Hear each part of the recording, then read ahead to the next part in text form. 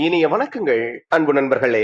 மீண்டும் ஒரு புத்தம் புதிய நன்னாள் இறைமையின் வரமாக நமது தளத்தின் முதல் படிநிலையாக நேர்மறை சிந்தனைகளை நம்மிடையே விதைக்க இணைகின்றார் அன்பு தோழர் கற்பகவள்ளி அவர்களை அன்புடன் வரவேற்போம். நன்றி. அனைவருக்கும் வணக்கம். இப்பிரபஞ்ச வெளியில் நீக்கமற நிறைந்திருக்கும் பரம்பொருளே, உம்மை வணங்குகின்றோம்.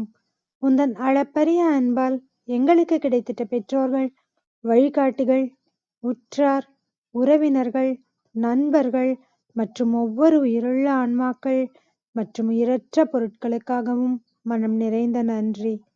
உந்தன் அபரிமிதமான படைப்பால் இப்பூவுலகு உந்தன் எழில் நிறைந்த இயற்கையாலும் நிறை வளங்களாலும் நீடித்த நலங்களாலும் ஆகச்சிறந்த நேர்மறை எண்ணங்களாலும் இவ்வுன்னத உலகிலும் எங்கள் உயிர் துடிப்புள்ள உள்ளங்களிலும் நீக்கமற நிறைந்துள்ளது.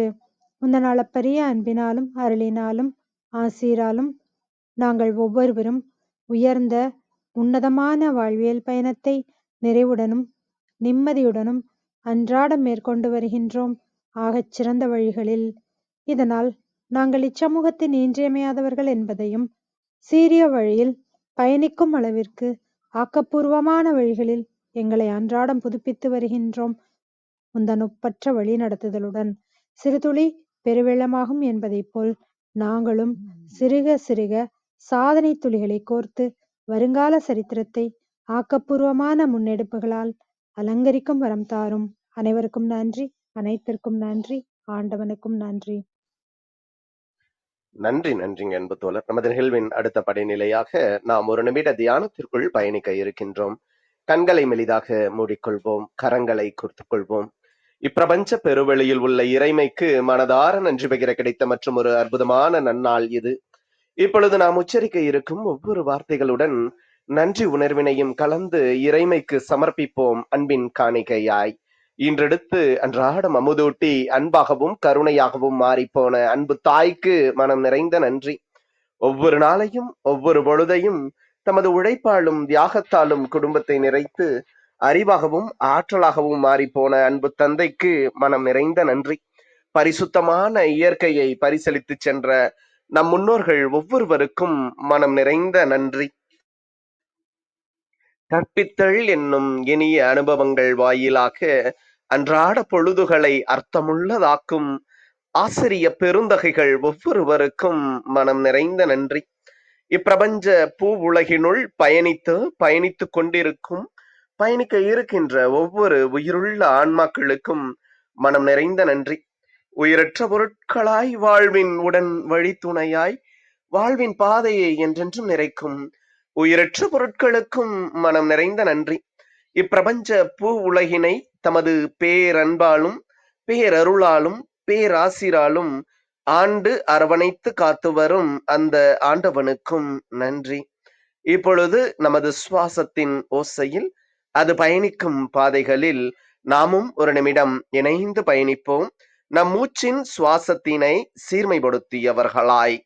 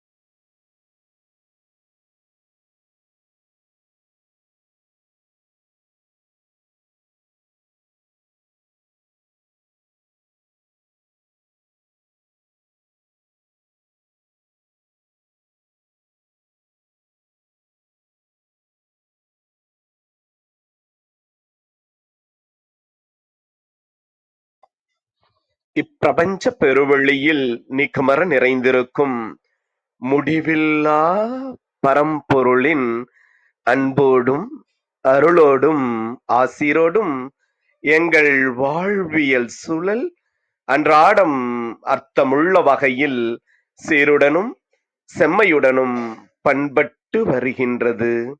இதனால் இச்சமூகத்தின் சீரிய சிறந்த முன்மாதிரிகளாக நாங்கள் திகழ்வதோடு நில்லாமல் பல்வேறு சாதனைகளையும் அதன் வாயிலாக சரித்திரங்களையும் படைக்கும் அற்புத படைப்பாளிகளாக பரிணமிப்போம். இறைமைக்கு நன்றி.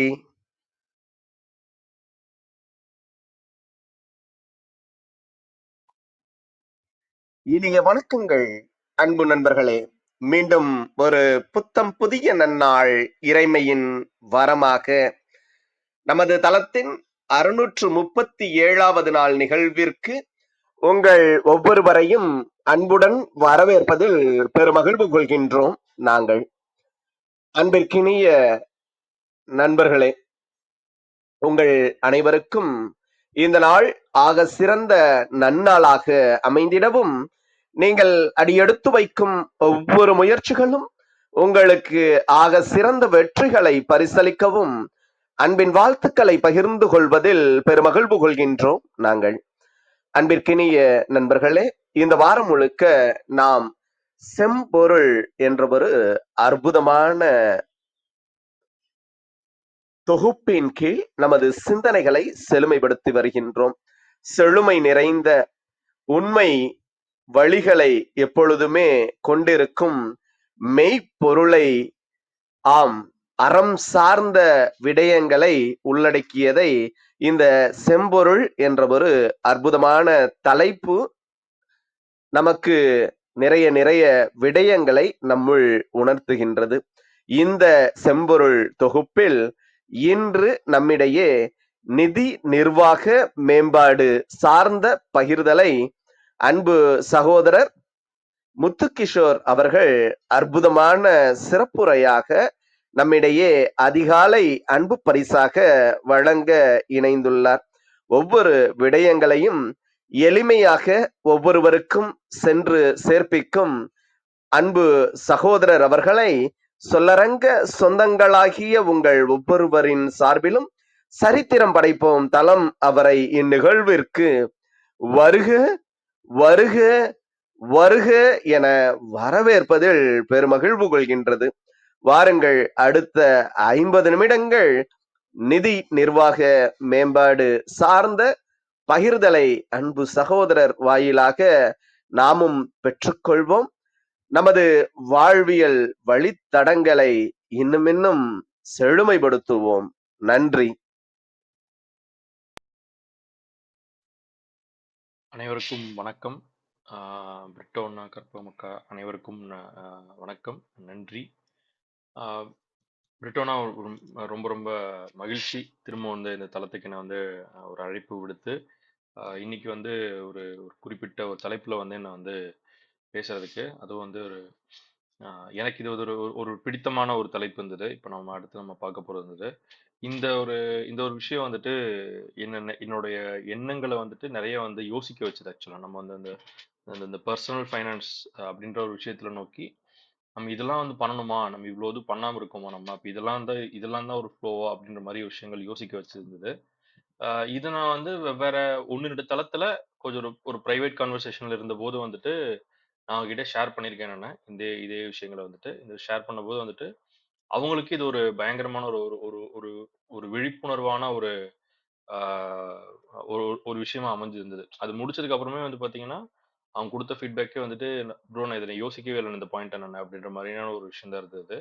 இப்போ இந்த செம்பொருள் அப்படின்ற ஒரு இதுல வந்து செம்மைப்படுத்துதல் அப்படின்ற ஒரு இதுல வந்து இந்த இந்த வாரத்தினுடைய ஒரு ஒரு தீம் இருக்க போகுதுங்கிற தம்பி, இது சம்பந்தமா வந்து நம்ம பேசலாங்களா அப்படின்ற மாதிரி கேட்டபோது, சரி நம்ம வந்து செம்மைப்படுத்துதல், செழித்தோங்க வாழ்தல் அப்படின்னா இங்கிலீஷ்ல வந்து த்ரைவிங் அப்படின்னு சொல்லுவாங்க. அந்த த்ரைவிங் ஸ்டேட் வந்துட்டு கவலைகள் இன்றி நம்ம அந்த அடிப்படைகள்லாம் பூர்த்தி ஆயிட்டு அதுக்கப்புறம் நம்ம அடுத்த லெவலுக்கு நம்ம வந்து போறதுதான் அந்த அந்த அந்த செம்மைப்படுத்தல், செழித்தோங்குதல்ன்றது என்னுடைய ஒரு ஒரு அண்டர்ஸ்டாண்டிங் இருந்தது. அப்ப நம்ம வந்து அந்த அடிப்படைகளை நம்ம வந்து சரியா வச்சிருக்கோமா? சார், இன்னைக்கு நம்ம கிட்ட வந்து 3 வேளை நம்ம சாப்பிட்டோம் நம்ம. நம்ம இருக்கிறதுக்கு ஒரு ஒரு வீடு இருக்கு. போட்டுக்க நல்ல ஒரு ட்ரெஸ் இருக்கு அப்படின்னா, தீஸ் திங்ஸ் ஆர் அடிப்படைகள வந்து செட்டில் பண்ணியாச்சுன்னு அர்த்தம். இப்ப நான் வந்து இந்த விஷயங்கள் அடைய இந்த 3 விஷயங்கள் எனக்கு இருக்கிறதுக்கே வந்து எனக்கு வந்து நான் டெய்லி நான் வந்து ஓட வேண்டியிருக்கு. ஓடுறதுன்னா வந்துட்டு, அன்னைக்கு நான் போய் வெளியில போயிட்டு பொருள் கொண்டு வந்தா மட்டும் தான் வந்து இந்த விஷயங்கள் எனக்கு இருக்கும். வீட்ல எனக்கு இருக்கும் அப்படின்னா, அது வந்து அடிப்படை சரியா இல்லன்னு அர்த்தம் வந்துட்டு. அடிப்படை சரியா இல்லன்னா, ஐ அம் நாட் திரைவிங் சர்வைவர். நான் வந்து சர்வைவ் தான் ஆயிட்டு இருக்கேன். ஐ அம் ஜஸ்ட் உயிர் வாழ்ந்துட்டு இருக்கேன். அந்த இது நானு போராடிக்கிட்டு இருக்கேன்னு அர்த்தம் நானு. இதெல்லாம் எனக்கு இருக்கு எனக்கு. நான் வந்து அடுத்த கட்டத்துக்கு நான் வந்து பார்க்குறேன். ஒரு வீடு கட்டணும்னு நெனைக்கிறேன் நானு. இல்ல ஒரு கார் வாங்கணும்னு நெனைக்கிறேன் நானு. இல்ல வந்து ஒரு ஒரு ஒரு ஃபேமிலிய நான் கூட்டிட்டு நான் வந்து நாடு நாடா சுத்தணும்னு நெனைக்கிறேன். இந்த மாரி விஷயங்கள்லாம் நீங்க வந்து போய் வாழ்றது வந்துட்டு திரைவிங் அப்படின்றது வந்து ஒரு என்னோட பாயிண்ட் ஆஃப் வியூ வந்தது. இல்ல இன்னொரு ஆஸ்பெக்ட்ல பார்த்தோம். இன்னொரு விஷயத்துல திரைவிங்ன்றத பார்த்தோம். அது செழித்தோங்குதல்னு பார்த்தோம்னா, நான் எனக்கு நான் ஒரு நெனச்ச விஷயத்த நான் வந்து செயல்பட ஆரம்பிச்சேன் நானு. இன்னைக்கு அந்த விஷயத்த நான் ரொம்ப ஈஸியா பண்றேன் நானு. அது அது வந்து எதுவா வேணா இருக்கலாம் அந்த இது. ஆ அது வந்து இப்போ ஒரு ஒரு திறன நான் வளர்த்துக்கிறதா இருக்கலாம். இல்ல வந்து புதுசா ஒரு இத கத்துக்கிறதா இருக்கலாம். What ever it can be. அத வந்து நான் வந்து ரொம்ப ஈஸியா தனிப்பட்ட பாடம் மாரி பண்றாங்கல்ல, அந்த விஷயத்துக்கு அப்படி அந்த ஒரு மேனில நம்ம பண்ணோம் அப்படின்னா, தட் இஸ் கால்ட் திரைவிங்ன்றது என்னோட பாயிண்ட். இந்த திரைவிங் ஸ்டேட்டுக்கு தான் வந்து எல்லாருமே நம்ம வந்து போகணும் அப்படின்றது நம்மளோட விருப்பம். நம்ம நம்மளுடைய அதுதான் ஆக்சுவலா கொஞ்சம் ஈஸியாவும் இருக்கும் நமக்கு. இப்போ அ இந்த இந்த இந்த இந்த இந்த பப்ளிக் ஸ்பீக்கிங் ஆர் அந்த மேடை பேச்சு, பொதுவுல 4 பேர் முன்னாடி பேசுறது வந்துட்டு, ஃபர்ஸ்ட் ஆரம்பிச்சபோது ஸ்கூல்ல நான் வந்து என்ன வந்து மனப்பாடம் பண்ணி கொண்டு பேச வச்சுட்டாங்க என்ன வந்துட்டு. மனப்பாடம் பண்ணி பேசியாச்சு. ஆனா, ஆன் தி ஸ்பாட்ல ஒரு டாபிக் குடுத்து, "இத பத்தி பேசுங்க தம்பி. இத பத்தி பேசுங்க. இத பத்தி என்ன சொல்றீங்க நீங்க?" அப்படின்னு கேட்டாங்கன்னா, அந்த மைக் புடிச்சாலே கை நடுங்கும். இல்ல வந்து பாயிண்ட்ட யோசிச்சு கோர்வையா அத கொண்டு வந்து இன்னொருத்தவங்களுக்கு புரியிற மேனிக்கு சொல்றதுன்றது வந்துட்டு, அது அவ்ளோ பெரிய ஒரு ஒரு கஷ்டமான டாபிக்கா இருந்தது. பட் இன்னைக்கு வந்து பாத்தீங்கன்னா, 2 நாளைக்கு முன்னாடி, 3 நாளைக்கு முன்னாடி அண்ணா பேசினபோது வந்து, "தாராளமா பண்ணலாங்கண்ணா" அப்படின்ற ஒரு ஒரு ஒரு கான்ஃபிடன்ஸ் வந்தது. இப்ப நம்ம ஒரு YouTubeல ஒண்ணு ஒரு வீடியோ போடுறேன், எதோ சொல்றேன்னா கூட வந்துட்டு, "ஓகே, உடனே பண்ணலாம் வா, இத பத்தி பேசலாம். இந்த பாயிண்ட்ட சொல்லி பேசலாம்" அப்படின்ற அந்த ஒரு கான்ஃபிடன்ஸ் வந்து ஈஸியா என்னால பண்ண முடியிருந்தது. இது வந்து என்னோட பெர்சனல் எக்ஸாம்பிள்ல தான் என்னால சொல்ல முடியும் இத. ஏன்னா அதுதான் வந்து எனக்கு உண்மைன்ற ஒரு விஷயம் இருந்தது. ஸோ என்னடா இவன் இப்படி சொல்றானேன்னு எடுத்து யோசிக்க வேணாம். பட் இதுதான் வந்து என்னோட பாயிண்ட் ஆஃப் வியூல திரைவிங். இப்ப நான் சொன்ன மேனிக்கு வந்துட்டு, ஓகே இந்த ஒரு 10 பாயிண்ட் எடுத்து பேசலாம் நம்ம இந்த இத. இதுக்கு இன்ட்ரோ இந்த மாரி குடுக்கணும். இதுக்கு இந்த மாரி இது பேசணும். ஃபைனலா முடிக்கும்போது, இந்த விஷயத்துல முடிக்கலாம் நம்ம அப்படின்ற ஒரு ஒரு இது வரதான் என்னுடைய பொறுத்தவரைக்கும் திரைவிங்ன்றது. இது பெர்சனல் ஃபைனான்ஸ் பொறுத்தவரைக்கும் வந்துட்டு, நம்மளோட அ நம்மளுடைய பெர்சனலா என்னுடைய பணத்த வந்து நான் வந்து செழுமைப்படுத்துறதுல, எது வந்து திரைவிங் ஸ்டேட்டா இருக்கும் அப்படின்றது என்ன இருக்குன்னா, பணம் நம்மகிட்ட உள்ள வர்றது வந்து சாதாரணமா உள்ள வரணும். நான் வந்து சார் பவர் அப்படிங்கிறதுக்கு ஒரு சூப்பரா டெஃபினிஷன் நான் வந்து ரீசென்ட்டா நான் படிச்சேன் நானு. நம்முடைய எண்ணத்துக்கும், அந்த செயலுக்கும் இடையில இருக்கிற கேப் தான் பவர் அப்படின்றாங்க. இப்ப கடவுள் இஸ் மோஸ்ட் பவர்ஃபுல் பெர்சன் நம்ம சொல்றோம். நம்ம ஆண்டவன் வந்துட்டு, இறைவன் வந்துட்டு நம்ம வந்து இஸ் மோஸ்ட் பவர்ஃபுல். கேட்டத உடனே குடுப்பாரு. அவரு இல்லன்னா அவர் நெனச்சா உடனே ஒரு விஷயத்த கொண்டு வர முடியும். அப்படின்னா என்னன்னா, அவர் நெனைக்கிற இப்ப நம்ம அவர்ட்ட எனக்கு ஒரு கார் வேணும்னு கேட்கிறோம் அப்படின்னா, அடுத்த செகண்ட் கார் குடுத்துட்டாலே he is the most powerful person. ஒரு இடத்துல ஒரு விஐபி பாஸ் என்ட்ரி இருக்கு. ஒரு கோயில்ல ஃபுல்லா நெருக்கடியா இருக்கு. சார் அந்த இதுக்கு போறதுக்கு எனக்கு ஏதாவது வழி சொல்லுங்கன்னா, நான் சொல்றேன் நீங்க போங்க அப்டின்னா, நம்ம போய் நின்னு கியூல நிக்காம உள்ள போனோம் அப்டின்னா, அவரோட இன்ஃப்ளூயன்ஸ்ல அவரோட பவர்ல உள்ள வந்துட்டோமோ நம்ம. நாம நெனைக்கிறதுக்கும், அத செயலாக்கி உருவமா கொண்டு வரதுக்கும் உள்ள டைம் கேப் தான் பவர்ன்றாங்க.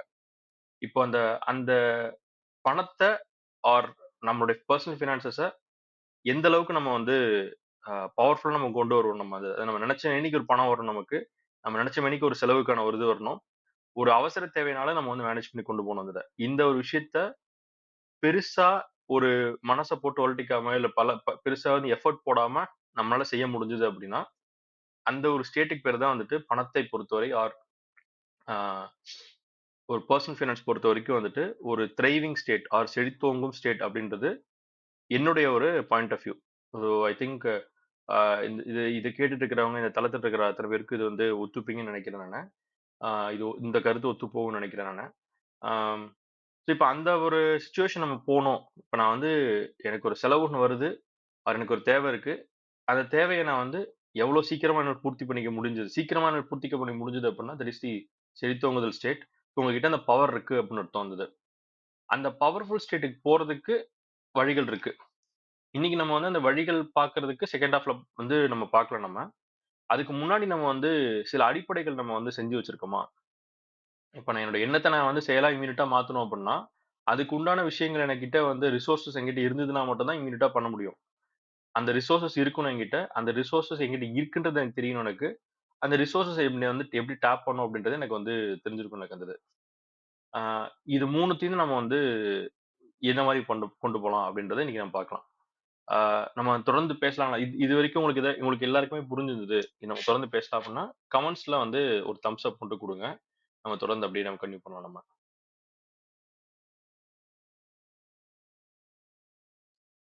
Super, super.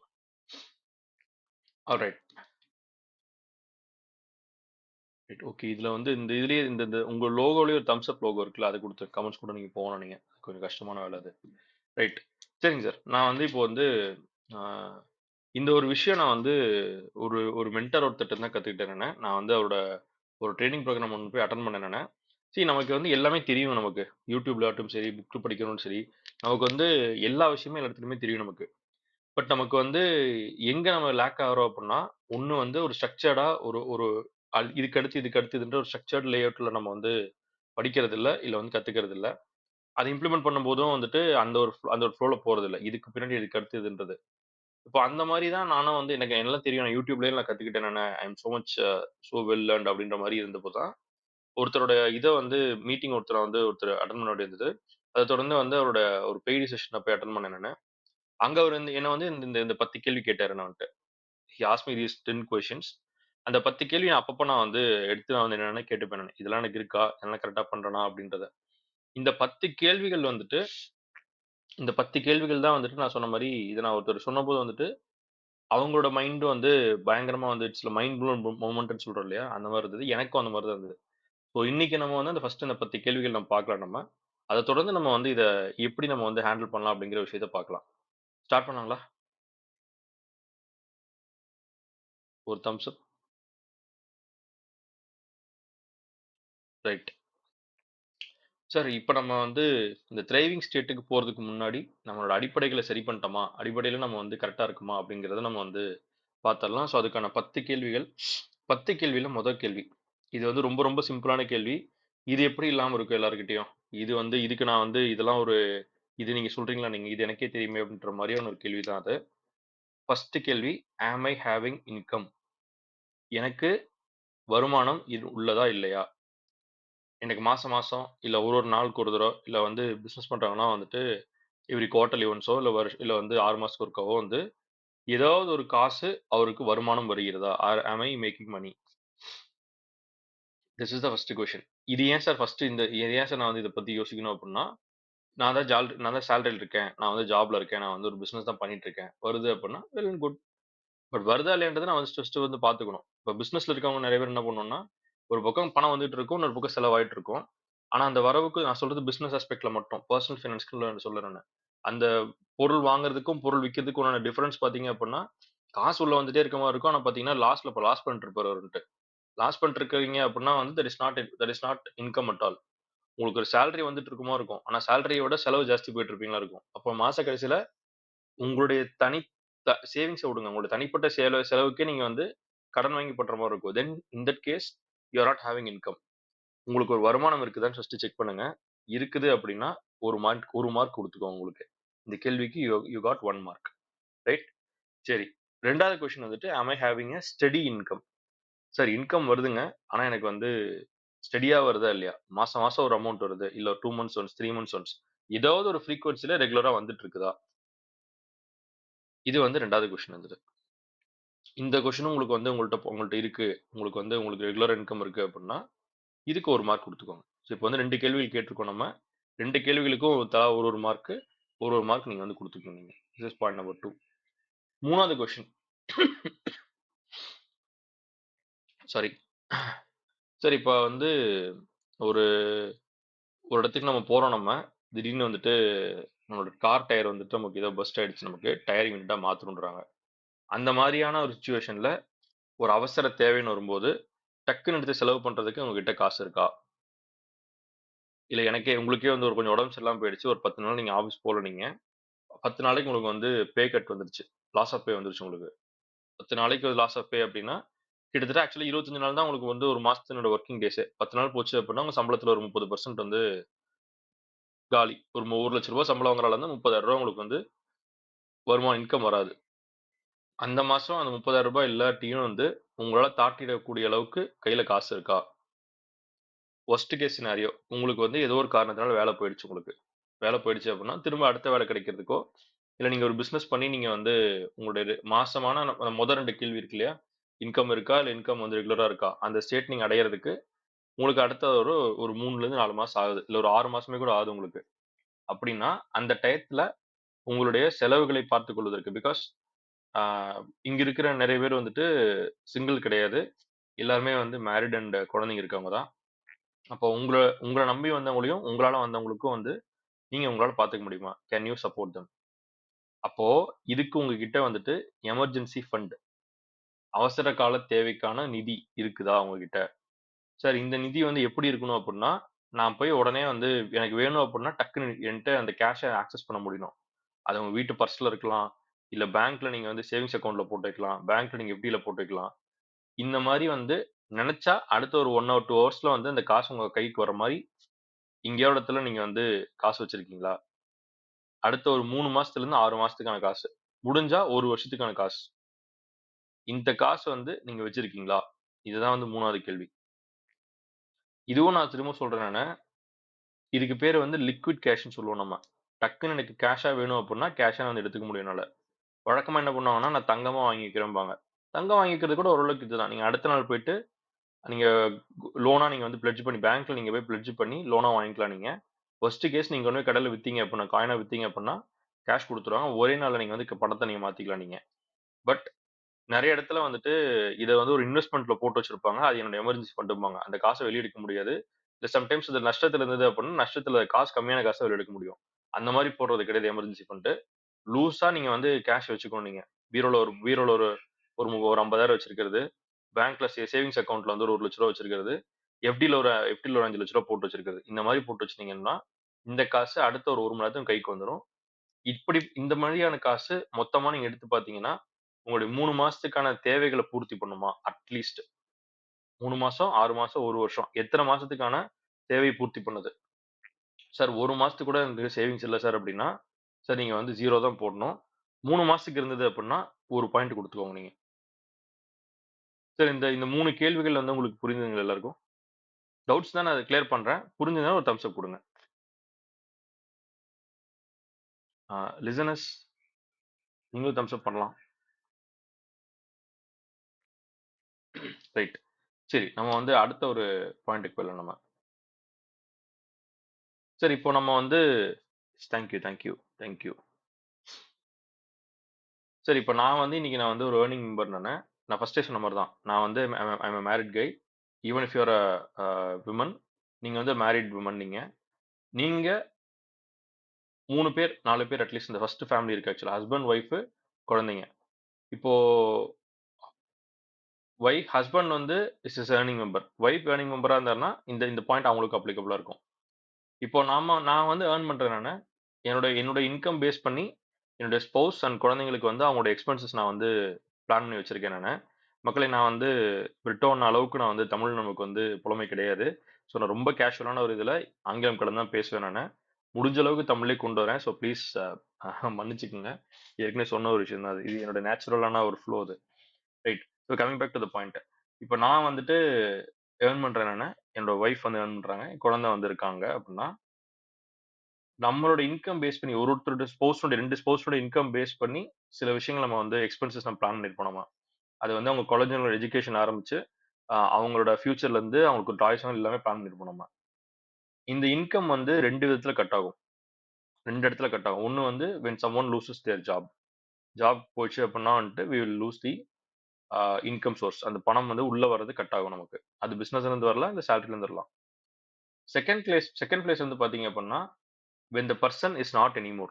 அந்த பர்சன் வந்து தவறி விட்டார் அப்படின்னா, அந்த பர்சன் மூலமா அந்த இன்கம் வந்து கட் ஆகும். நீங்க ஒரு ரெஸ்பான்சிபிள் ஸ்பௌஸா இருக்கீங்க அப்படின்னா, நான் வந்து இந்த வார்த்தை வந்து கொஞ்சம் ஹார்டான வேர்ட் தான் அது. But it's a hard pill to digest. ஒரு ஒரு கசப்பு வார்த்தை தான். இருந்தோம் அப்படின்னா, நம்ம ஒரு ரெஸ்பான்சிபிளான ஸ்பௌஸா இருந்தோம் அப்படின்னா, எனக்கு அப்புறம் வந்துட்டு என்னோட ஃபேமிலி வந்து பாதுகாக்கிறதுக்கு நான் வந்து ஏதாவது ஒரு விஷயம் பண்ணியிருக்கேனா நானு? ஆம் ஐ ஹேவிங் எ பேக்கப் பிளான்? இதுக்கு யூசுவலா வந்துட்டு டெர்ம் இன்சூரன்ஸ் அப்படின்ற ஒரு விஷயம் இருக்குது. இந்த டெர்ம் இன்சூரன்ஸ்ன்னு நெனச்சுக்கிட்டு நம்ம வந்து நெறைய வந்து தப்பு தப்பான ஒரு விஷயத்துல ப்ராடக்ட்ல போட்டு வச்சிருப்போம். நிஜமாலுமே நான் வந்துட்டு என்னோட ஃபேமிலிக்கு அப்புறமா வந்துட்டு எனக்கு ஃபேமிலி வந்து அடுத்த ஒரு 5லேருந்து 10 வருஷத்துக்கு வந்து அவங்களுக்கான காசு தேவைய குடுக்கறதுக்கு ஒரு 1,00,00,000, 2,00,00,000, 5,00,00,000ன்னு சொல்லிட்டு ஒரு டெர்ம் இன்சூரன்ஸ் எடுத்து வச்சிருக்கேன் நான். இந்த காசு இருந்தது அப்புட்ன்னா, நான் வந்து தவறிட்டேன் அப்புட்ன்னா, அடுத்த ஒரு 5 வருஷத்துக்கு அந்த காசு வந்து என்னோட குழந்தைகள் அண்ட் ஸ்பௌஸுடைய லைஃப்ப வந்து பாதுகாக்கறதுக்கு யூஸ் ஆகும். அத நான் பண்ணியிருக்கேனா நானு? சார் இந்த பாயிண்ட் இதுக்கு அப்புறம் இன்னொரு பாயிண்ட் வருது. நான் இத சொல்லிட்டு அந்த அடுத்த ஒரு விஷயத்த நான் சொல்றேன் நானு. சோ இந்த கேள்வி நீங்க கேளுங்க. நீங்க ஒரு டெர்ம் இன்சூரன்ஸ் எடுத்து வச்சிருந்தீங்க அப்புட்ன்னா, டெர்ம் இன்சூரன்ஸ்னா பியூர் டெர்ம் இன்சூரன்ஸ். இன்சூரன்ஸ் கம்பெனில ஏதாவது ஒரு சேவிங்ஸ் பாலிசி போட்டாக்கா, லைஃப் கவர்ன்னு சொல்லி ஒரு 10,00,000 இல்ல 50 இல்ல ஒரு ஒரு 20,00,000 குடுப்பாங்க. அது கிடையாது.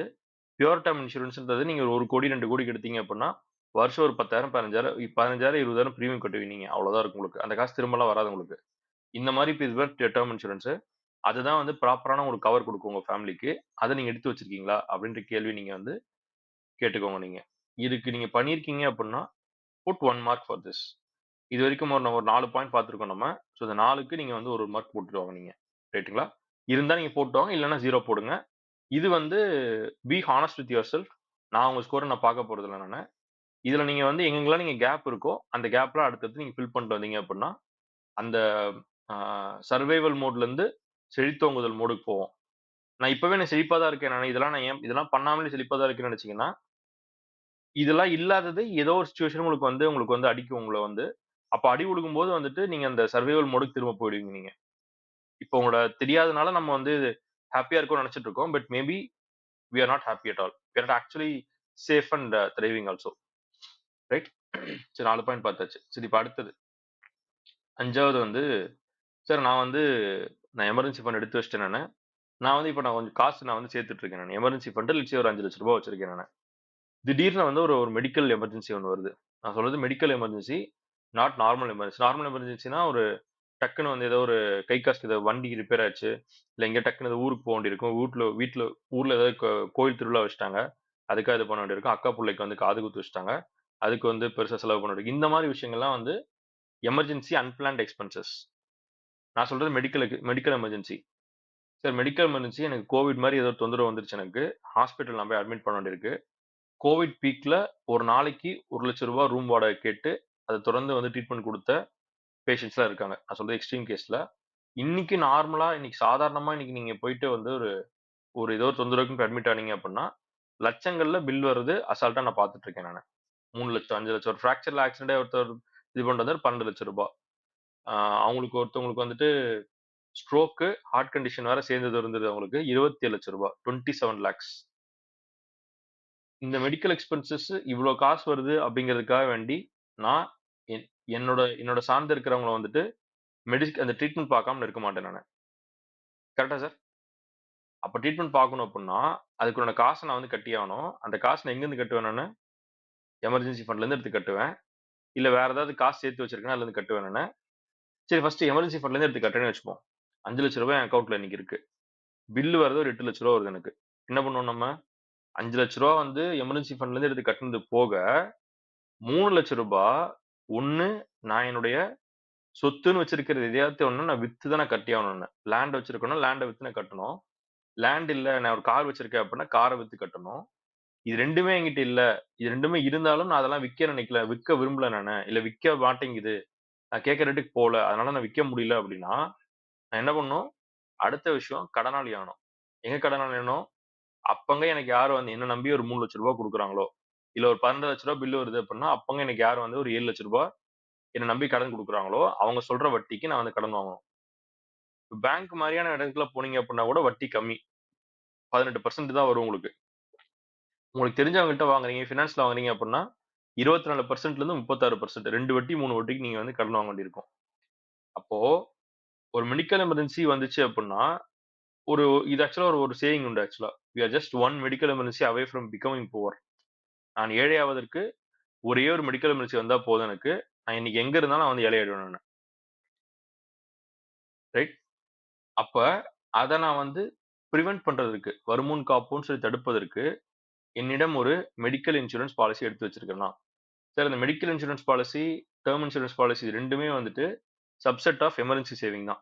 ஒரு அவசர கால தேவைக்கு ஒரு ப்ரிப்பேர்ட்னஸா இருக்கேனா அப்படின்றதுக்கு தான் உள்ள தான் வந்துட்டு இந்த 2 கேள்விகளுக்கான பதில்களுமே வரும் உங்களுக்கு. 3 மாசம் எமர்ஜென்சி காசு வச்சிருக்கீங்களா? அடுத்தது வந்துட்டு என்னோட ஆப்ஷன்ஸ்ல வந்து ஃபேமிலி வந்து பார்த்துப்பாங்க. ஃபேமிலி வந்து இதாகாம இருப்பாங்களா? அதுவும் எமர்ஜென்சி காசு தான். அதுக்கு டெர்ம் இன்சூரன்ஸ் எடுத்து வச்சிருக்கேனா? ஒரு மெடிக்கல் எமர்ஜென்சி இருக்கு அப்படின்னா, அதுக்கான சஃபரிங், அதுக்கான காச புரட்டுறது எல்லாமே நான் தான் பார்த்தாகணும். இப்ப நானே பேஷண்ட் ஆயிட்டேன் அப்படின்னா, ஃபேமிலி பார்த்தாகணும். எனக்கு இருக்கிற ரிசோர்ஸஸ், எனக்கு இருக்கிற நெட்வொர்க், நான் பேசி குடுக்குற கான்டாக்ட் என்னோட ஃபேமிலிக்கு இல்லாம இருக்கலாம் எனக்கு. இப்ப நான் அத எப்படி மேனேஜ் பண்றது? ஒரு ஹெல்த் இன்சூரன்ஸ் போட்டு வச்சுக்கலாம் நானு. அத நான் பண்றேன் நானு. This is point number 5. இந்த 5 கேள்விகளுக்கும் நீங்க வந்துட்டு பதில் நீங்க வந்து எடுத்துட்டீங்க அப்படின்னா, அதுக்கேத்த மாரி நீங்க எங்க இருக்கீங்க அப்படிங்கிறது நீங்களே செல்ஃப் அனலைஸ் பண்ணி 1 பாயிண்ட் இல்ல 0 பாயிண்ட் குடுத்துக்கோங்க. உங்ககிட்ட எல்லாம் இருக்கு அப்படின்னா, நான் சொன்னதெல்லாம் இருக்கு அப்படின்னா, ஒரு ஒரு கேள்விக்கு ஒரு ஒரு பாயிண்ட் போட்டுக்கோங்க. இல்ல அப்படின்னா 0 போட்டுக்கோங்க. சரி, அடுத்து போலாங்களா? ஒரு தம்ஸ் அப்.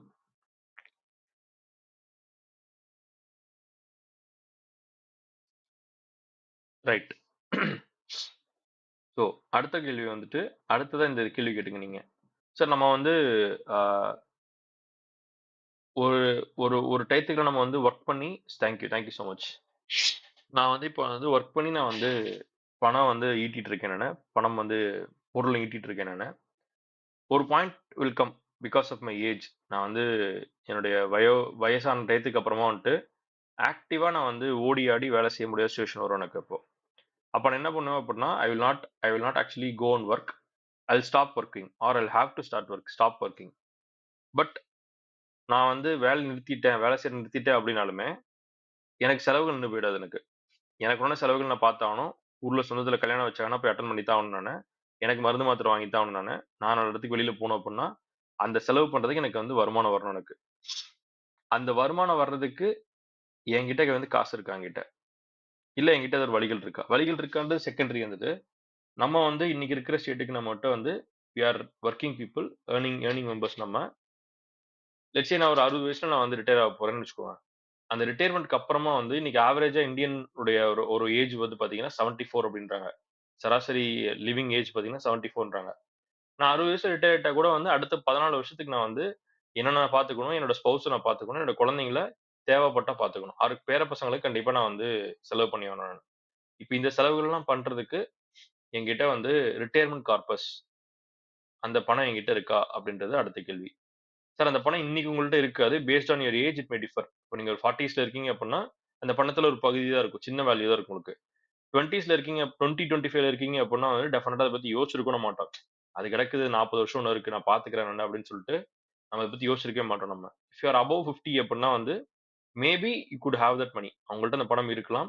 இல்லாமலும் இருக்கலாம். ஆனா இருக்கிறதுக்கு வாய்ப்புகள் ஜாஸ்தி இருக்கும். அது எங்கேயோ ஒரு பாயிண்ட்ல இந்த ரிலேஷன் வந்து நீங்க வந்து ஆரம்பிச்சிடுவீங்க இதுல.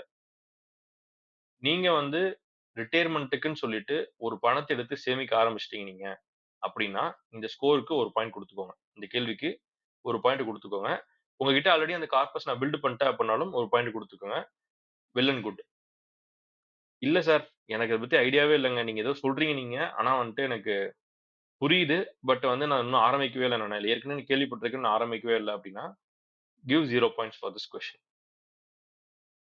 ஸோ கேள்வி என்ன அப்படின்னா, do I have retirement corpus planned out? இதுதான் கேள்வி. இந்த கேள்விக்கு நீங்க வந்து உங்களுக்கு எஸ் அப்படின்னா வந்துட்டு 1 குடுத்துக்கோங்க. நோ, நான் இன்னும் வந்து இதுக்கு இன்னும் புள்ளியார் சுழி கூட போடல. அத பத்தி யோசிக்க கூட இல்ல அப்படின்னா, கிவ் 0 குடுத்துக்கோங்க. ரைட்? ஆல்ரைட். சரி, இப்ப நம்ம வந்து ஆ இதுவரைக்கும் நம்ம இந்த கேள்விகள்ல கொஞ்சம் பேசிக்ஸான விஷயங்கள நம்ம கவர் பண்ணிட்டோம். இதெல்லாம் இருந்தது அப்படின்னா, என்ட்ட ஒரு எமர்ஜென்சி ஃபண்ட் இருக்கு. என்கிட்ட வந்து ஒரு ஒரு ஹெல்த் இன்சூரன்ஸ் இருக்கு. என்கிட்ட ஒரு டெர்ம் இன்சூரன்ஸ் இருக்கு. எனக்கு ரெகுலரா ஒரு இன்கம் இருக்கு எனக்கு. அந்த இன்கம் வந்து மாசம் மாசம் எனக்கு மாசம் மாசம் குவார்ட்டர்லி ஒன்ஸ் எனக்கு ரெகுலரா இன்கம் வந்துட்டு இருக்கு. நான் என்னுடைய நான் வொர்க்கிங் டேஸ்க்கு நான் வந்து பிளான் பண்ணி ரிட்டயர்மென்ட் கார்பஸ் வந்து சேர்த்துக்கிட்டு இருக்கேன் ஒரு பக்கம். இதெல்லாம் நான் பண்ணிட்டு இருக்கேன் அப்படின்னா, எனக்கு எந்த ஒரு எமர்ஜென்சி வந்தாலும் நான் பார்த்துப்பேன் நானு. ஒண்ணும் பிரச்சனை இல்ல. ஐ கேன் ஹேண்டில் அப்படிங்கிற ஒரு கான்ஃபிடன்ஸ் உங்களுக்குள்ள ஒரு ஆட்டோமேட்டிக்கா இருக்கும். இருக்குமா சார்? ஒரு தம்ஸ் அப் மட்டும் குடுக்கலாமா? Thumbs up, thumbs down. என்கிட்ட வந்து ஒரு 10,00,000 ரூபாய் வந்து பேங்க் அக்கவுண்ட்ல இருக்கு அப்படின்னா, நாளைக்கு என்ன பிரச்சனைனாலும் ஃபர்ஸ்ட் நான் செலவு பண்ணிக்கிறேன் எடுத்து. ஒண்ணும் பிரச்சனை இல்ல. வந்து பார்க்கலாம். வந்து பார்த்துக்கலாம். 2 மாசம் வேலைக்கு போனாலும் ஒண்ணும் பிரச்சனை இல்ல எனக்கு. அப்படின்னு கான்ஃபிடன்ஸ் எனக்கு இருக்குமா?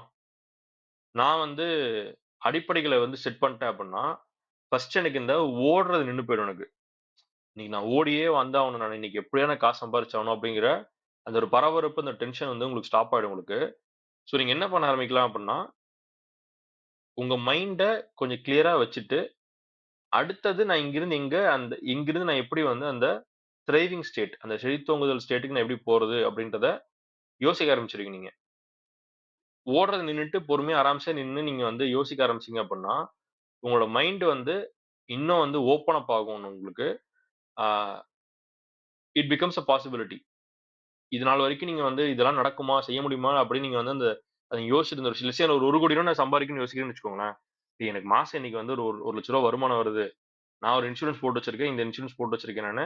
ரிட்டயர்மென்ட்க்கு ஒரு ஒரு 30,000 போயிட்டு இருக்கு எனக்கு அங்க. அப்ப எனக்கு வந்து இன்னைக்கு எனக்கு வந்து பிரச்சனை இல்ல எனக்கு. I have time. நான் அடுத்ததா இந்த விஷயங்கள் செஞ்சேன். இந்த ஒரு 10 விஷயத்த செஞ்சேன் அப்டின்னா, அடுத்த ஒரு 2 வருஷம் நான் வந்து இந்த ₹1,00,00,000 ஈட்டுறதுக்கு வழி இருக்கு எனக்கு. அப்ப கரண்ட்லி நான் செஞ்சுட்டு இருக்கிற விஷயத்தோட சேர்த்து இந்த ஒரு விஷயத்த செய்ய ஆரம்பிச்சேன் அப்டின்னா, எனக்கு அடுத்த ஒரு ₹1,00,00,000 நான் சேர்த்துருவேன் நானு அப்டின்ற ஒரு கான்ஃபிடன்ஸ் வரும். அத செயல்படுத்துறதுக்கான ஒரு இது வரும். எனக்கு அந்த பேசிக்ஸ் நான் செட்ரேட் ரைட் கரெக்ட்டா நான் செட் பண்ணல அப்டின்ற பட்சத்துல, இந்த 1,00,00,000 வந்து யோசிக்கிறதே எனக்கு ஒரு வந்து ஒரு ஒரு பெரிய விஷயமா இருக்கும். 1,00,00,000 டெய்லி இன்னைக்கு நான் ஓடுனா தான் எனக்கு காசே எனக்கு வரப்போகுது எனக்கு. இல்ல 1,00,00,000 எங்கத்த போய் வரப்போகுது எனக்கு. That is not possible at all அப்டின்ட்டு, அங்கேயே நம்ம மைண்ட் வந்து பிளாக் பண்ண வாய்ப்பு இருக்கு. அப்போ ஃபர்ஸ்ட்டு இந்த 6 கேள்விகளுக்கான பதில நீங்க வந்து எஸ்ன்னு மாத்துங்க. இன் கேஸ் அதுல வந்து 1, 0, 0ன்னு ஏதாவது பாயிண்ட் போட்டிருந்தீங்கன்னா, அந்த 0 வந்து 1ஆ முதல்ல மாத்துங்க. மாத்திட்டு மாத்திட்டீங்க அப்டின்னா, இட் வில் டேக் எஃபோர்ட். நான் சொல்றது இன்னைக்கு ஒரு 1 நேரத்துல சொல்லிட்டு போயிடுவேன் நானு. பட் எமர்ஜென்சி ஃபண்ட் நீங்க சேர்க்கணும் அப்டின்னாலே, உங்களோட சம்பளத்துல இருந்து ஒரு 3 மாசம் எக்ஸ்பென்ஸ் எடுத்து வைக்கணும் அப்டின்னாலே, அதுக்கு நீங்க அடுத்த ஒரு 6 மாசமாச்சும் அட்லீஸ்ட் நீங்க வேல பார்த்தாகணும் நீங்க. மாசம் மாசம் நீங்க எடுத்து வச்சாகணும் அந்த இத. This not very easily done work. It is simple idea. But it is not very easily done. அப்ப நீங்க அதுக்கான தேவைய அரேஞ்ச் பண்ண ஆரம்பிச்சீங்க அப்டின்னா தான், இந்த முதல் 6 பாயிண்ட் நீங்க கவர் பண்ண முடியும். அப்படி நீங்க ஃபர்ஸ்ட் 6 பாயிண்ட் கவர் பண்ணா தான் அடுத்த விஷயத்துக்கு நீங்க முடியும். சரி இப்ப அடுத்து இருக்கிற 4 கேள்வி என்னன்னு பார்த்துடலாமா நம்ம?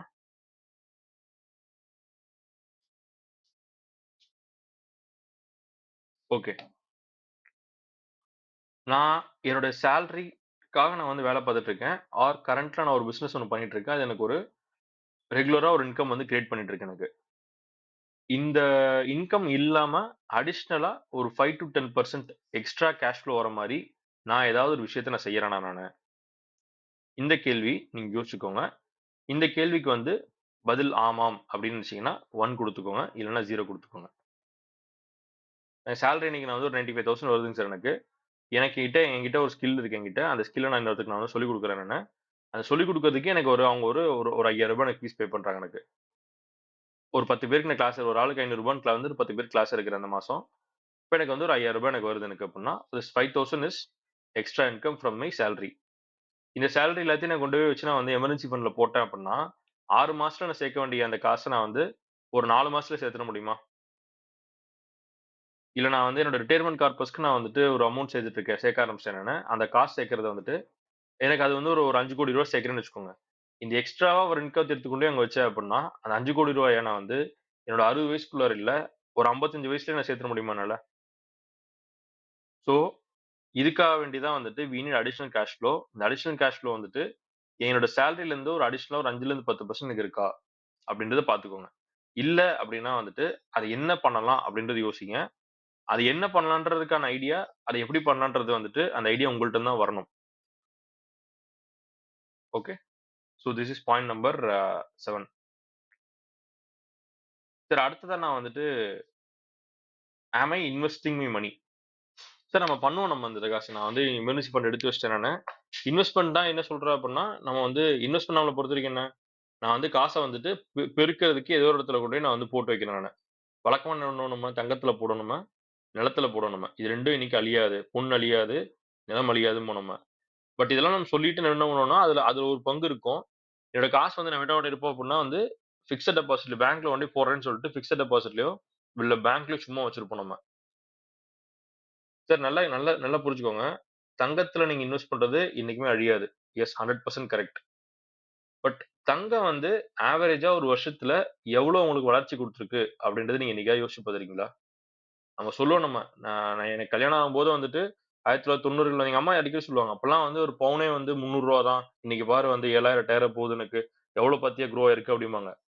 நீங்க இத எடுத்து ஒரு வருஷத்துக்கு நீங்க வந்து கூட்டு வட்டி போட்டு கணக்கு பண்ணீங்கன்னா, 9.5 டூ 10% தான் உங்களுடைய தங்கத்தினுடைய ஆவரேஜ் வளர்ச்சி. 9.5, 10% ஓகே தானே. உங்களுக்கு என்ன இதுல என்ன பெரிய இது இருக்குன்னு நெனச்சீங்கன்னா, சார் நீங்க வந்து ரூ. 300 வச்சு அன்னைக்கு நீங்க 1 கிராம் தங்கம் வாங்குனீங்க அப்டின்னா, ரூ. 300 நீங்க வந்து 1990ல வச்சு ஒரு குடும்பத்தையே ஒரு மாசம் நீங்க ஓட்டிடலாம் நீங்க. எங்க அப்பாவோட முதல் சம்பளம் வந்து ரூ. 700 நெனைக்கிறேன் 90ஸ்ல. அந்த ரூ. 700 வச்சு he Ron the entire family.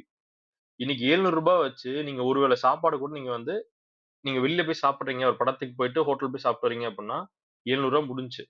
ரூ. 700 வச்சு ஒரு ஆள் ஒரு மாசத்த ஃபுல்லா 3 வேள சாப்பாடு கூட யூஸ் பண்ண முடியாது. அப்ப என்ன ஆகுது உங்களுக்கு பிரச்சனை? இன்ஃப்ளேஷன், பணவீக்கம் அப்டின்ற ஒரு இடம் உங்களுக்கு ஒரு விஷயம் வருது உங்களுக்கு. கரெக்ட்டா? இன்னைக்கு நான் வந்து ரூ. 1,00,000 வச்சு செலவு பண்றதும், 10 வருஷம் கழிச்சு ரூ. 1,00,000 அதே ரூ. 1,00,000க்கு நான் வந்து செலவு பண்றதுக்கும் நெறைய வித்தியாசம் இருக்கு. இன்னைக்கு நான் ரூ. 1,00,000 வச்சு வாங்கக்கூடிய பொருட்கள 10 வருஷம் வச்சு வாங்க முடியாதனால, குறைஞ்சது எனக்கு ஒரு ரூ. 2,50,000 இருந்தா மட்டும் தான், இன்னைக்கு ரூ. 1,00,000க்கு என்னென்ன பொருட்கள்லாம் நான் வாங்கிறேனோ, அந்த பொருட்கள நான் வாங்க முடியும் என்னால. அப்போ நான் ரிட்டயர்மென்ட்க்குன்னு எடுத்து வைக்கிற காசாகட்டும் சரி, இல்ல பின்னாடி வர செலவுக்குன்னு எடுத்து வைக்கிற காசாகட்டும் சரி, இந்த காசு எல்லாமே வந்துட்டு இன்ஃப்ளேஷன் அப்படிங்கிற அந்த அந்த ரேட் ஆஃப் பெர்சன்ட் இன்ஃப்ளேஷன்றது பணத்த ஆக்சுவலா சாப்பிடுது உங்களுக்கு. அந்த பணத்த வந்து பணத்தோட வேல்யூ சாப்பிடுற அந்த ஸ்பீட விட, என் பணம் குரோ ஆகுற ஸ்பீடு ஜாஸ்தி இருந்தா தானே வந்து, பின்னாடி நான் வந்து இந்த காச எடுத்து நான் செலவு பண்ணும்போது வந்துட்டு, எனக்கு தேவையான விஷயங்கள கம்மியான காசுலயே செலவு பண்ண முடியும் என்னால. கரெக்ட்டா சார்? நான் என்னோட தங்கம் வந்துட்டு வருஷத்துக்கு ஒரு 9% எனக்கு இன்ட்ரெஸ்ட் குடுக்குற ரேட் ஆஃப் எனக்கு வந்து குரோத் குடுக்குறேன்னு நான் சொல்றேன் நானு. என்னோட இன்ஃப்ளேஷன் எவ்வளவு தெரியுங்களா? இன்னைக்கு இந்தியாவோட இன்ஃப்ளேஷன். கடந்த ஒரு கடந்த ஒரு 6 வருஷத்தோட ஆவரேஜ் இந்தியாவோட இன்ஃப்ளேஷன் பணவீக்க விகிதம் வந்துட்டு 5.8% 6% இன்னைக்கு கிட்டத்தட்ட.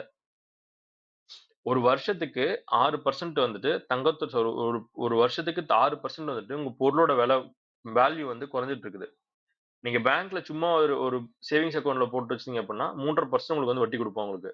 அப்பன்னா பேங்க்ல சும்மா உங்க காசு வச்சிருந்தீங்க அப்படின்னா, உங்க காச 2.5% வந்து பேங்க்குக்கு இழந்துகிட்டு இருக்கீங்கன்னு அர்த்தம். You are losing out on your money. இது வந்து lose out on your money அப்படின்னா யாரும் உங்க காச எடுத்துற மாட்டாங்க. ஆனா, அந்த காச வச்சு 2.5% கம்மியான வேல்யூ உள்ள பொருட்கள் தான் நீங்க வாங்க முடியும். சரிங்களா? அப்போ ரூ. 1,00,000 இன்னைக்கு வச்சிருக்கீங்க. அடுத்த வருஷம் ரூ. 1,00,000 கொண்டு போனீங்க அப்படின்னா, இன்னைக்கு 97,500 என்ன பொருள் குடுத்தானோ, அத தான் அடுத்த வருஷம் உங்களுக்கு குடுப்பான். ரூ. 1,00,000 வேல்யூ குடுக்க மாட்டான். 2,500 எங்கடா பொருள்னு கேட்டீங்கன்னா, சார் இன்ஃப்ளேஷன்ல போயிடுச்சு. விலையெல்லாம் ஏறிடுச்சு உங்களுக்கு. உங்களுக்கு தெரியாதா? அப்படின்ருவான் உங்களுக்கு. நீங்க பேங்க்ல வச்சிருந்து எடுத்துட்டு போனீங்கன்னா, பேங்க்லயும் நான் வைக்கல சார் நானு. வீட்ல வந்து பீரோல பத்திரமா பூட்டி வச்சிருக்கேன் நானு. என் காசு இங்க இருந்தா தான் பத்திரமா இருக்குன்னு வச்சீங்கன்னா, 6% அவுட். இந்த வருஷம் ரூ. 94,000 என்ன பொருள் கிடைக்குமோ, அந்த பொருள் நீங்க வாங்குறதுக்கு you have to pay ₹1,00,000 next year. ரூ. 1,00,000 குடுத்தீங்க அப்படின்னா, ஒரு ரூ. 1,00,000 உங்களுக்கு வந்து 1000 பொருள் குடுக்குறான்னா, அடுத்த வருஷம் 940 பொருள் தான் குடுப்பான். எங்கடா 60 பொருள்னு கேட்டீங்கன்னா, விலையெல்லாம் ஏறிடுச்சு சார். எங்க நீங்க இருக்கீங்க நீங்க? உங்களுக்கு என்ன தெரியாதா? அப்படிம்பான் உங்களுக்குன்ட்டு. அப்போ நான் வந்து என்னோட பணத்த நான் வந்து இன்னைக்கு நான் வேலை செஞ்சு இருக்கிற ஏஜ்ல நான் பணம் சம்பாரிக்கிறேன் நானு. இந்த காச நான் வந்துட்டு ஃபியூச்சர்ல வந்து செலவு பண்ணணும் அப்படின்னா, என்னுடைய பணம் வந்துட்டு குறைஞ்சபட்சம் 6% ஆச்சும் எனக்கு வந்து குரோ ஆகணும் எனக்கு. குறைஞ்சபட்சம். அப்ப நான் பேங்க்ல கொண்டு போய் போட்டேன்னா எனக்கு வந்து 2.5% நஷ்டம். பிக்ஸட் டெபாசிட்ல வச்சேன் அப்பன்னா எனக்கு 6% தான் குடுக்குறாங்க எனக்கு. அப்ப 6% குடுத்தான்னா, இன்னைக்கு ரூ. 1,00,000க்கு என்ன வாங்க முடியுமோ, அதான் அடுத்த வருஷம் வாங்க முடியும் என்ட்ட. அப்போ பேங்க்ல எஃப்டில போட்டு வைக்கிறது வந்துட்டு ஈக்குவலா இருக்கும். நோ ப்ராஃபிட், நோ லாஸா இருக்கும்.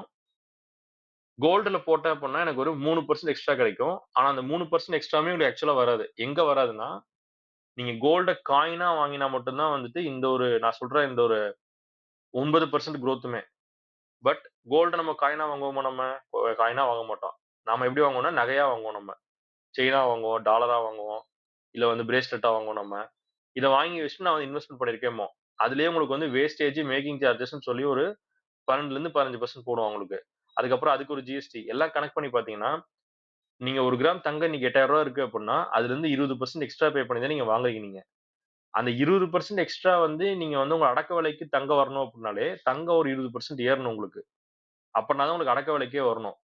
நான் ஒரு எமர்ஜென்சி ஃபண்டுக்குன்னு சொல்லியோ, நான் இன்வெஸ்ட்மென்ட்ன்னு சொல்லியோ தங்கத்த வந்து நகையா வாங்குனேன் அப்படின்னா, actually I am losing money on that. Or எனக்கு அது நான் வந்து இன்னொரு பெர்ஸ்பெக்டிவ்ல சொல்றேன் நானு.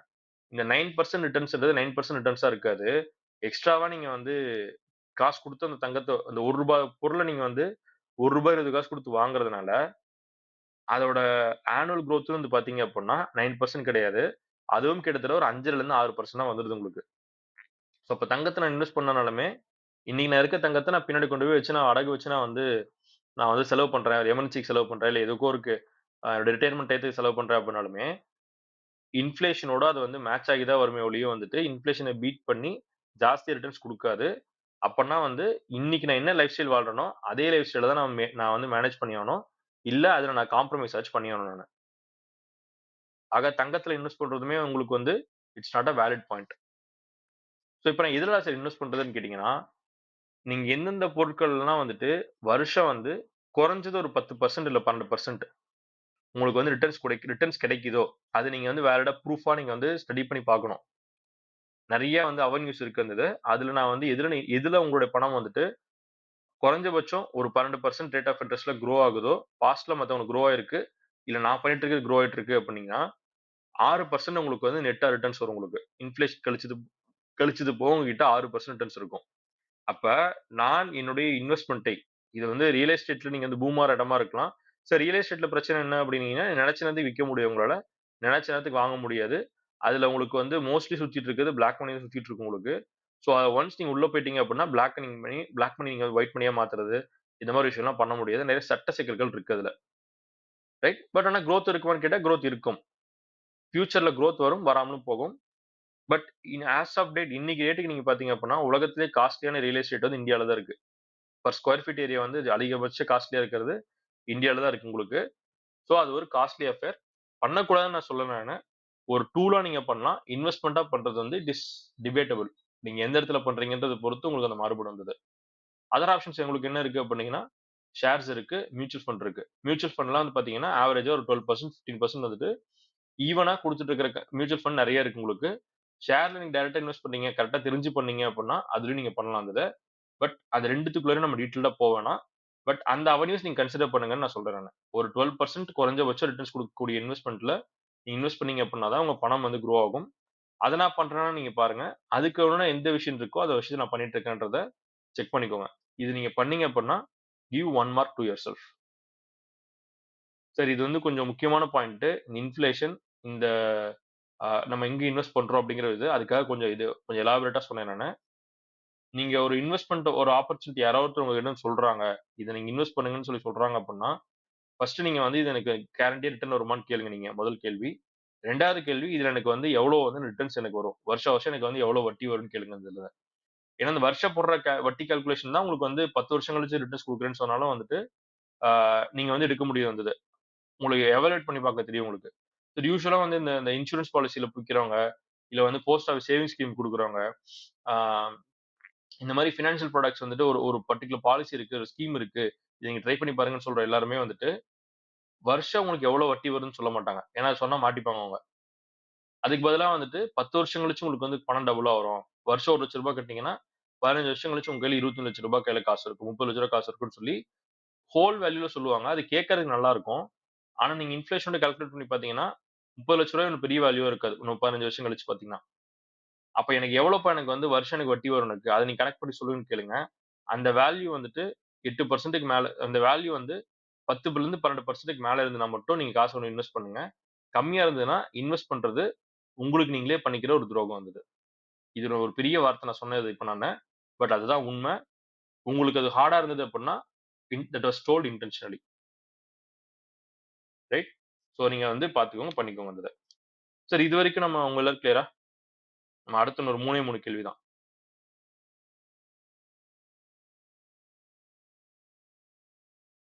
S. Thank you, thank you. Okay. Sir இது வந்து ரொம்ப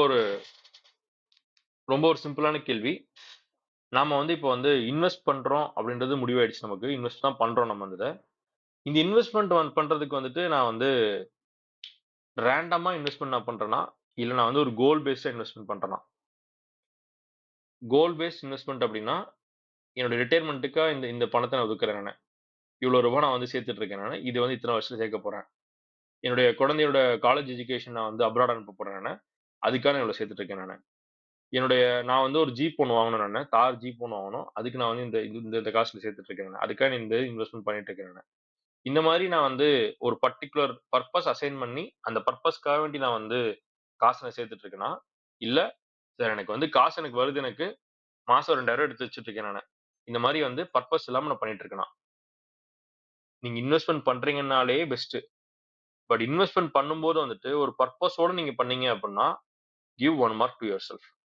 பர்ப்பஸ் இல்ல சார் ஏதோ போட்டுட்டு இருக்கிறேன். பின்னாடி வந்து ஏதாவது வந்து வந்ததுன்னா வந்து நான் வந்து செலவு பண்ணிக்கிறேன் அப்படின்னு நினைச்சீங்கன்னா, கிவ் 0. ஏன் அந்த பர்ப்பஸோட பண்ணணும்னு நான் சொல்றேன் அப்டின்னா, ஒரு குறிப்பிட்ட பர்ப்பஸ அந்த பர்ட்டிகுலர் செலவுக்கு நீங்க வந்து டாக் பண்றீங்கன்னு வச்சுக்கோங்களேன். லெட்ஸ் சே ஒரு மியூச்சுவல் ஃபண்ட்ல போடுறீங்க. இல்ல வந்து ஏதோ ஒரு பர்ட்டிகுலர் இதுல நீங்க போடுறீங்க. நீங்க தங்கம் யூசுவலா வந்துட்டு ஃபேமிலில வந்து கேர்ள் சைல்டு இருந்தாங்க அப்டின்னா, நம்ம வந்து அவங்களுக்குன்னு சரியா ஒரு தங்கம் நம்ம சேர்ப்போம் நம்ம. ஸோ அப்போ அந்த தங்கத்த நம்ம வந்து ஒண்ணு தங்கமா வாங்கி வைப்போம். நம்ம ஜுவல்லா வாங்கி வைப்போம் இன்னைக்கு நம்ம. இல்ல அதுக்கு நம்ம காசு சேர்த்துட்டு இருப்போம் நம்ம. காசு சேர்த்துட்டு எப்ப தேவையோ அப்ப போய் வாங்கணும்னு நினைப்போம் நம்ம.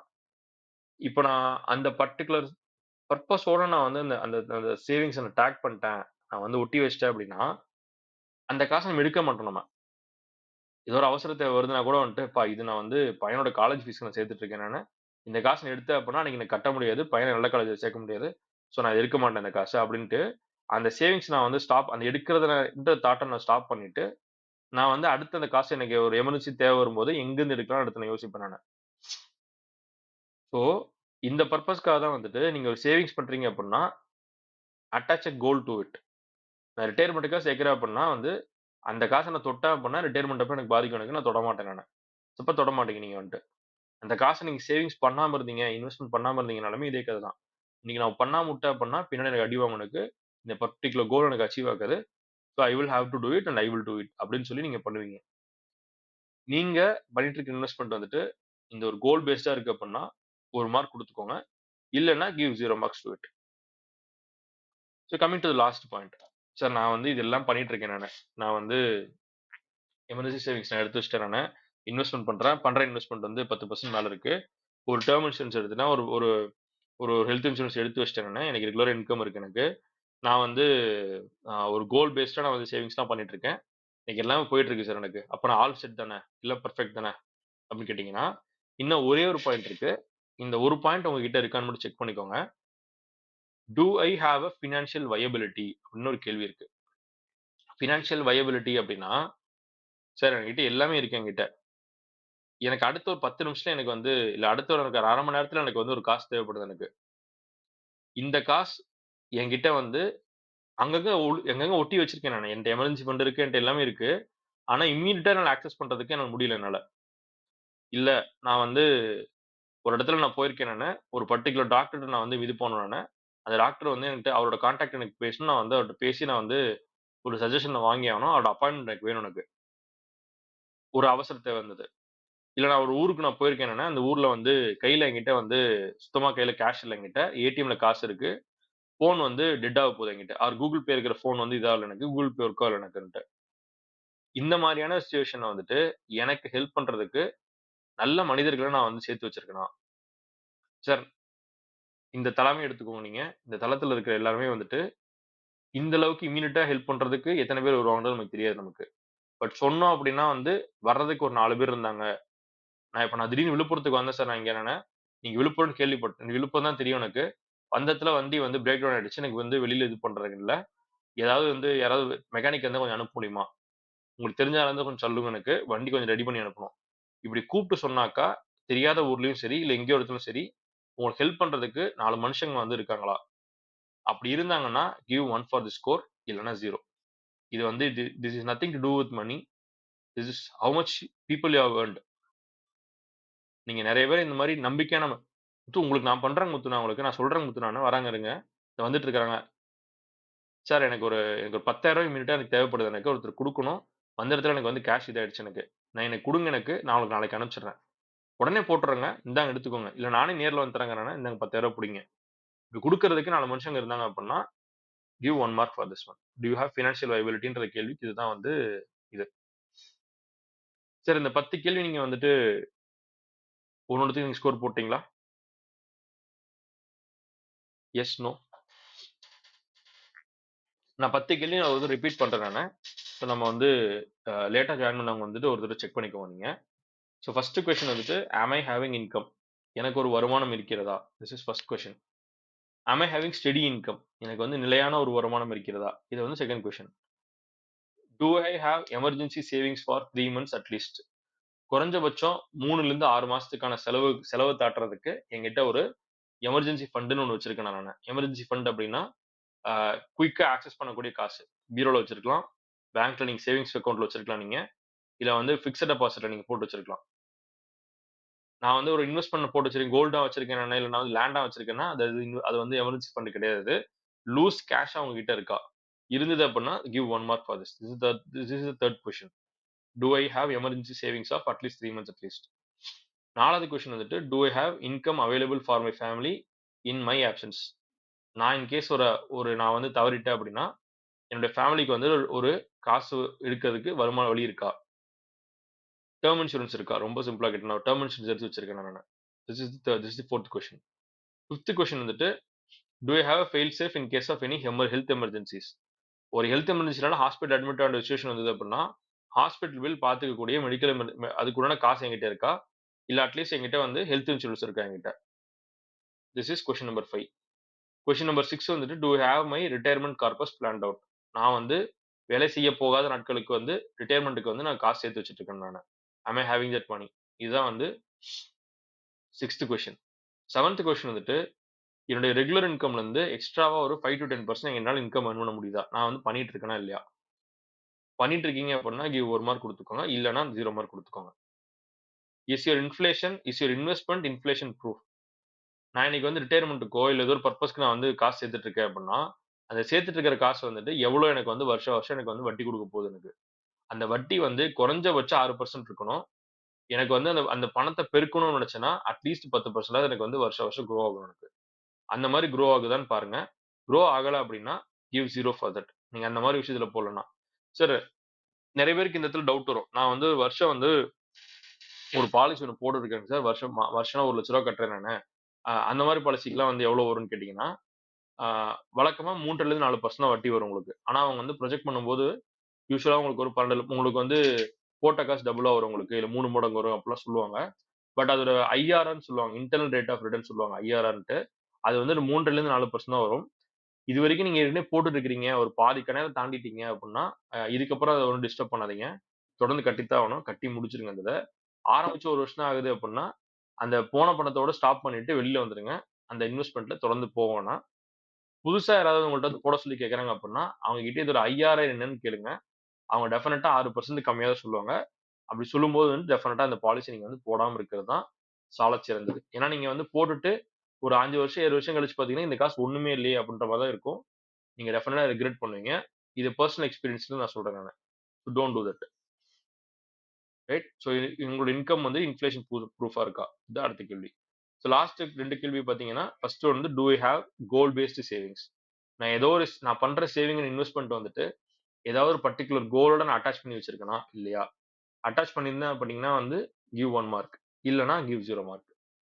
கடைசி கேள்வி வந்துட்டு எனக்கு ஒரு அவசர தேவை. ஒரு ஒரு டக்குனு எமர்ஜென்சி நான் கூப்பிட்டு சொன்னாக்கா எனக்கு ஹெல்ப் பண்ற மாரி 4 ஃபிரெண்ட்ஸ் நான் வந்து சம்பாரிச்சு வச்சிருக்கணும். சோ இததான் நீங்க வந்து பார்க்கணும் இதுல. இந்த 10 கேள்விகளுக்குள்ள வந்துட்டு நீங்க வந்து 8க்கு மேல ஸ்கோர் எடுத்திருந்தீங்க அப்படின்னா, நீங்க வந்து உங்களுடைய ஃபண்டமெண்டல்ஸ் நீங்க வந்து செட்டரேட் பண்ணிட்டீங்கன்னு அர்த்தம். உங்களோட பேசிக் நீங்க வந்து செட்டரேட் பண்ணிட்டீங்கன்னு அர்த்தம் நீங்க. அடிப்படை உங்கள்ட்ட வந்து ஸ்ட்ராங்கா இருக்குன்னு அர்த்தம். 5ல இருந்து 8 இருக்கு அப்படின்னா, நீங்க கொஞ்சம் வந்து ஆ யூ ஆர் தேர். கிட்ட வந்துட்டீங்க நீங்க. கிட்டன்னு இல்ல. நீங்க பாதி கிணறு கிட்ட தாண்டிட்டீங்க நீங்க. சோ மீதி இருக்கிற 5 விஷயங்கள நீங்க வந்து செயல்படுத்தினாலே போதும். நீங்க பேசிக்கா வந்து ஸ்டேபிள் ஆயிடுவீங்க நீங்க. அதுக்கப்புறம் வந்து எல்லாமே வளர்ச்சி பாதை மட்டும் தான். 5க்கு கீழ இருக்கிறீங்க அப்படின்னா வந்துட்டு, சார் நீங்க வந்து நெறைய வேலை பார்க்க வேண்டியிருக்கு நீங்க. எந்தெந்த கேள்விகளுக்கெல்லாம் நீங்க வந்து நோ குடுத்தீங்களோ வந்துட்டு, அந்த கேள்விகள வந்து 1 ஆக்குறதுக்கு என்ன பண்ணணுமோ அந்த வேலைகள செய்ய ஆரம்பிங்க. ரைட்? ஸோ ஆ இந்த இந்த கேள்விகள் தான் வந்துட்டு இன்னைக்கு நான் உங்ககூட ஷேர் பண்ணணும்னு நெனச்சேன் நானு. ஆ இது ஏன் இந்த இந்த கேள்வியா நம்ம வந்து ஷேர் பண்ணோம். இத நம்ம வந்து டிஸ்கஸ் பண்ணி பார்க்கணும் அப்படின்னு நெனச்சீங்கன்னா, சார் நீங்க ஒரு சிம்பிளா ஒரு கால்குலேஷன் போட்டு பாருங்க. இதுவரைக்கும் நீங்க எத்தன வருஷம் நீங்க வந்து வேல பார்த்திருக்கீங்க நீங்க? லெட்ஸ் ஒரு 10 இயர்ஸ் வேலை பார்த்துட்டீங்கன்னு வச்சுக்கோங்க. ஒரு வருஷத்துக்கு ஒரு மாசத்துக்கு நீங்க வந்து சராசரியா எவ்வளோ வந்து உங்களுக்கு வந்து இன்கம் வந்திருக்கும். அது இன்டூ 120 மந்த்ஸ் 10 இயர்ஸ் வேலை பார்த்திருந்தீங்கன்னா, அது எத்தன மாசம் வேலை பார்த்திருக்கிறீங்க? எத்தன மாசம் உங்க ஆவரேஜ் சம்பளம்னா? இத நீங்க 2த்தையும் நீங்க வந்து கனெக்ட் பண்ணி பார்த்தீங்க அப்படின்னா, அதுல அட்லீஸ்ட் ஒரு 5லிருந்து 10% நான் வந்து என் கையில நின்றுருக்கா எனக்கு அப்படின்றத பாருங்க. அது ஏதோ ஒரு விதத்துல சொத்தா இருக்கலாம். உங்களுக்கு நகையா இருக்கலாம். இல்ல வந்து காயினா இருக்கலாம். இல்ல வந்து அ கட்டி முடிச்ச காரா இருக்கலாம் நீங்க. இல்ல வீடா இருக்கலாம். ஒரு மாசம் ஒரு ஆவரேஜா ஒரு 50,000 உங்களோட சேலரி இருந்தது அப்படின்னா, 10 வருஷம் அப்படின்னா வந்து 120 மாசம் நீங்க வேலை பார்த்திருப்பீங்க. ஆ அப்பன்னா வந்துட்டு ஒரு 10 வருஷம் ஒர்க் எக்ஸ்பீரியன்ஸ் இருக்க ஒரு பெர்சன சொல்றேன் நானு. அப்பன்னா உங்க கையில வந்து ரூ. 60,00,000 நீங்க வந்து இன்கம் ஏர்ன் பண்ணியிருக்கீங்க. இப்ப குறைஞ்சபட்சம் உங்க கையில வந்து ஒரு ரூ. 6,00,000 உங்ககிட்ட சொத்துக்கள் இருக்கா? அப்படின்றத செக் பண்ணி பாருங்க. இந்த வேல்யூ நான் சொல்றது வந்துட்டு இதுவரைக்கும் நான் கேட்ட இடத்துல பார்த்தீங்கன்னா, only 10-20% of people said yes. ஆமா ப்ரோ இருக்கு என்கிட்ட. நான் சேர்த்துருக்கேன்ட்டு. மித்த எல்லாருக்குமே வந்து இந்த கேள்வி வந்து ஒரு ஒரு ஒரு ஒரு ஐ ஓப்பனர் கேள்வியா தான் இருந்திருக்கு. இவ்ளோ காசு சம்பாரிச்சிருக்கோம் நம்ம. இதுல ஒரு 5% காசாச்சும் நம்ம வந்து மிச்சம் பண்ணியிருக்கோமா நம்ம? இந்த மிச்சம் பண்ணலன்னா ஏன் பண்ணல நம்ம? காரணம் என்ன அப்படின்னா, அடிப்படை என்னன்னே நமக்கு தெரியல நமக்கு. அதையும் நம்ம இன்னும் செட்டரேட் பண்ணல. அது பண்ணா தான் வந்து இந்த அடுத்த நம்ம ப்ராக்ரஸே போ முடியும் நம்ம. சரி அடுத்து இந்த ப்ராக்ரஸ் எப்படி போறது நானு? What metric should I track? சரி இந்த ஒரு பாயிண்டோட நம்ம இன்னைக்கு அந்த டிஸ்கஷன முடிக்கலாம் நம்ம இதுல. இந்த 10 கேள்வியோட ஸ்கோர நீங்க அடிக்கடி பார்த்துட்டே வாங்க. இப்ப அடுத்து நான் சொல்லப் போற இந்த ஒரு மெட்ரிக்க வந்துட்டு, ஒரு மாசத்துக்கு ஒருக்கா எடுத்து ட்ராக் பண்ண ஆரம்பிங்க நீங்க. நான் எங்க இருக்கேன்னு பார்த்துட்டே வாங்க நீங்க. இந்த 10 கேள்விகளுக்கான இம்ப்ரூவ்மென்ட் உங்களுக்கு இந்த ஒரு மெட்ரிக்ல தெரியும். Net Worth calculation. உங்களுடைய மொத்த சொத்து எவ்வளோ இருக்கு? Net Worth. சார் இந்த நெட் வொர்த்னா வந்துட்டு நம்ம வந்து என்ன நெனச்சுப்போம்னா, ஆ ஒரு அம்பானி வந்து எவ்வளோ சொத்து வச்சிருக்காரு? ஒரு அதானி எவ்வளோ சொத்து வச்சிருக்காரு? கட்சித் தலைவர்கள் எவ்வளோ வச்சிருக்காங்க?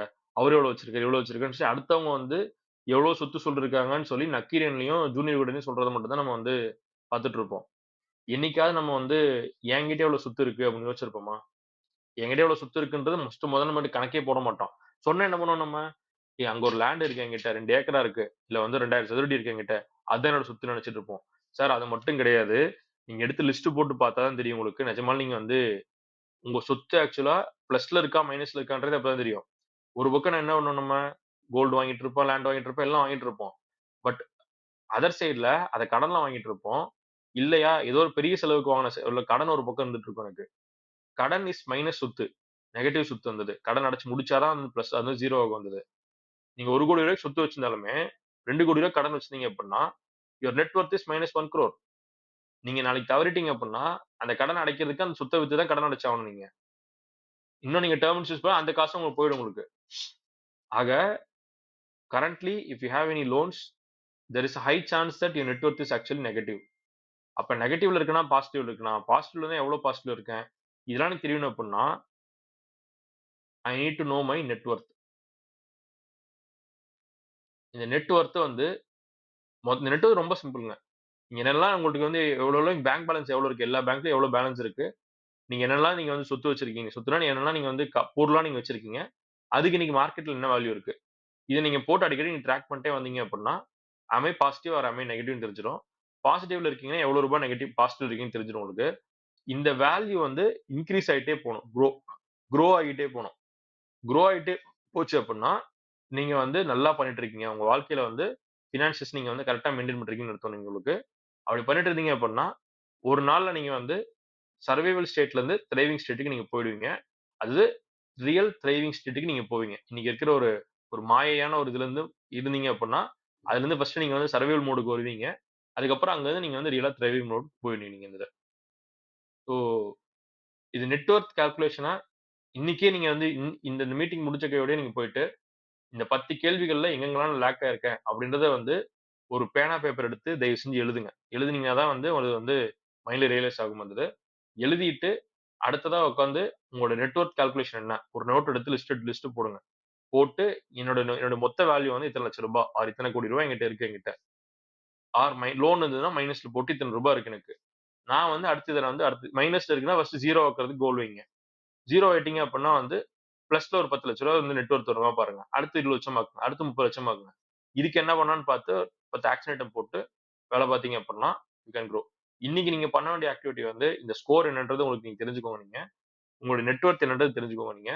நெட்வொர்த்தை நான் அடுத்து எங்க போகணுன்ற அந்த ஒரு கோலை மட்டும் எழுதுங்க. நீங்க 3 வேலை நீங்க செய்யுங்க. நீங்க இன்னைக்கே செஞ்சு முடிங்க. நீங்க you get the power to become make the thought into reality immediately. நான் ஃபர்ஸ்ட் பவருக்கு என்ன சொன்னேன், என்னன்னா உங்களோட எண்ணத்தை வந்து எவ்வளவு சீக்கிரம் நீங்க வந்து செயலா மாத்த முடியுதோ, உங்களால ஒரு ஒரு விஷயமா மாத்த முடியுதோ, then you get more powerful அர்த்தம்.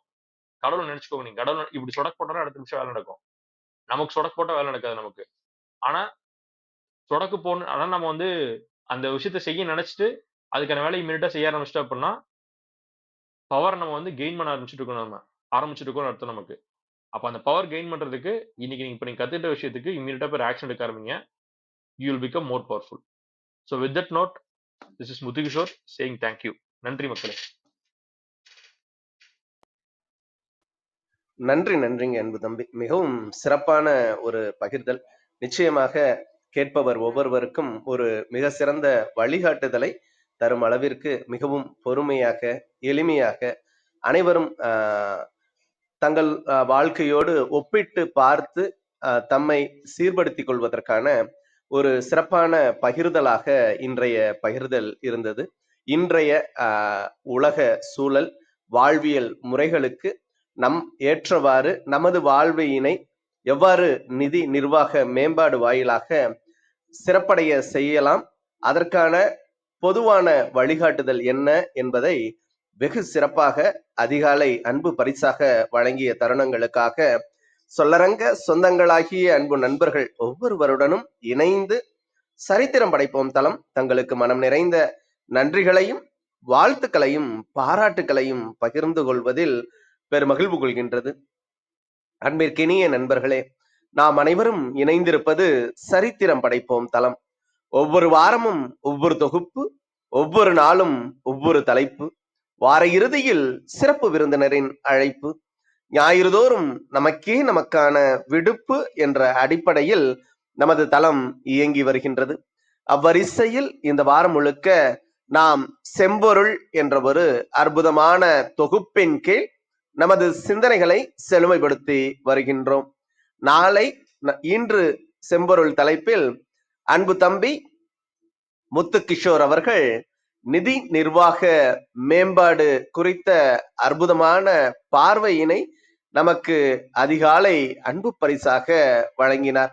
நாளை நமது தளத்தில் செம்பொருள் தொகுப்பில் செம்மார்ந்த தமிழ் என்ற ஒரு அற்புதமான தலைப்பின் கீழ் அன்பு சகோதரி தமிழ்துறை இணை பேராசிரியராக பயணிக்கக்கூடிய விந்திய கௌரி அம்மா அவர்கள் அற்புதமான சிறப்புரை நம்மோடு இணைந்து வழங்க இருக்கின்றார்கள். ஒவ்வொரு நாள் நிகழ்வுகளிலும் சரித்திரம் படைப்போம் தளத்தோடு இணைந்து பயணிக்கவும் நமது வாழ்வியல் வழித்தடங்களை இன்னும் அழகாக்கிக் கொள்ளவும் அன்புடன் அழைக்கின்றோம்.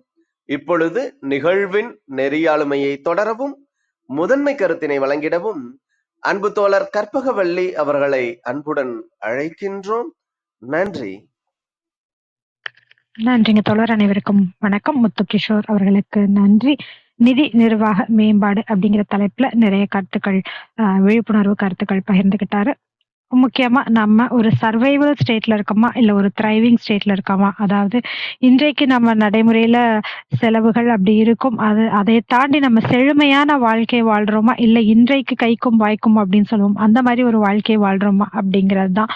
அடிப்படைகள் தேவைகள் பூர்த்தியாகுது அப்படிங்கிறத தாண்டி நாளைக்கு நம்ம என்ன சேர்த்து வச்சிருக்கோம், நாளைக்கு நம்மளுடைய நிதி மேம்பாடு எப்படி இருக்கு, இதை பற்றி தெரிந்து கொள்வதற்கான ஒரு 10 கேள்விகள் சொன்னாரு. அதுக்கு முக்கியமா நமக்கு தேவை ஒரு பவர். அதாவது நினைத்ததை செயலாக கொண்டு வருவதற்கு, நமக்கு அதை நினைப்பதற்கும் நினைத்ததை செயலாக கொண்டு வருவதற்கும் இடையில் இருப்பதுதான் அந்த பவர் அப்படிங்கிறது. நம்ம எந்த ஒரு எஃபர்ட்டும் போடாம நினைச்ச உடனே நமக்கு பணம் கையில வருமா அப்படின்னா அதுதான் நம்ம செழுமையாக இருக்கிறோம் அப்படின்னு அர்த்தம். நம்ம நிறைய கத்துக்கிட்டே இருக்கோம் யூடியூப் மூலமாலாம். ஆனா அதை ஒரு ஸ்ட்ரக்சரா பண்றோமான்னா இல்ல.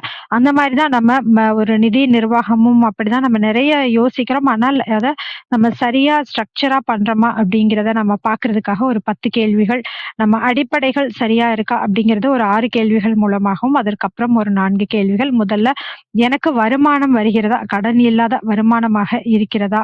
கடன் தாண்டி வர வருமானத்திற்கு மேல கடன் இருக்கா? அதெல்லாம் பார்த்து எனக்கு வருமானம் வருதான்னா, எஸ் ஒரு மார்க் கொடுக்கலாம். இல்லைன்னா 0 கொடுத்துக்கலாம் ஒவ்வொரு கேள்விக்கும். எனக்கு நிலையான வருமானம் இருக்கிறதா? அப்படிங்கிறது ஒண்ணு. நிலையான வருமானம், அவசர தேவைக்கான பணம் இருக்கா? எமர்ஜென்சி பணம் இருக்கா?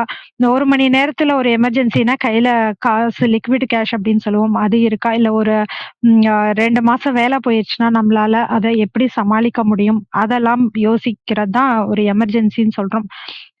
அந்த கேள்வி நிலையான வருமானம் இருக்கிறதா? அதற்கப்புறம் எனக்கு பின் என் குடும்பத்திற்கான பாதுகாப்பு ஏற்பாடுகள். அவங்களுக்கு ஒரு சில வருடங்களாவது நம்ம பாதுகாப்பாக செலவு பண்றதுக்கான ஏற்பாடுகள் பண்ணி வச்சிருக்கோமா?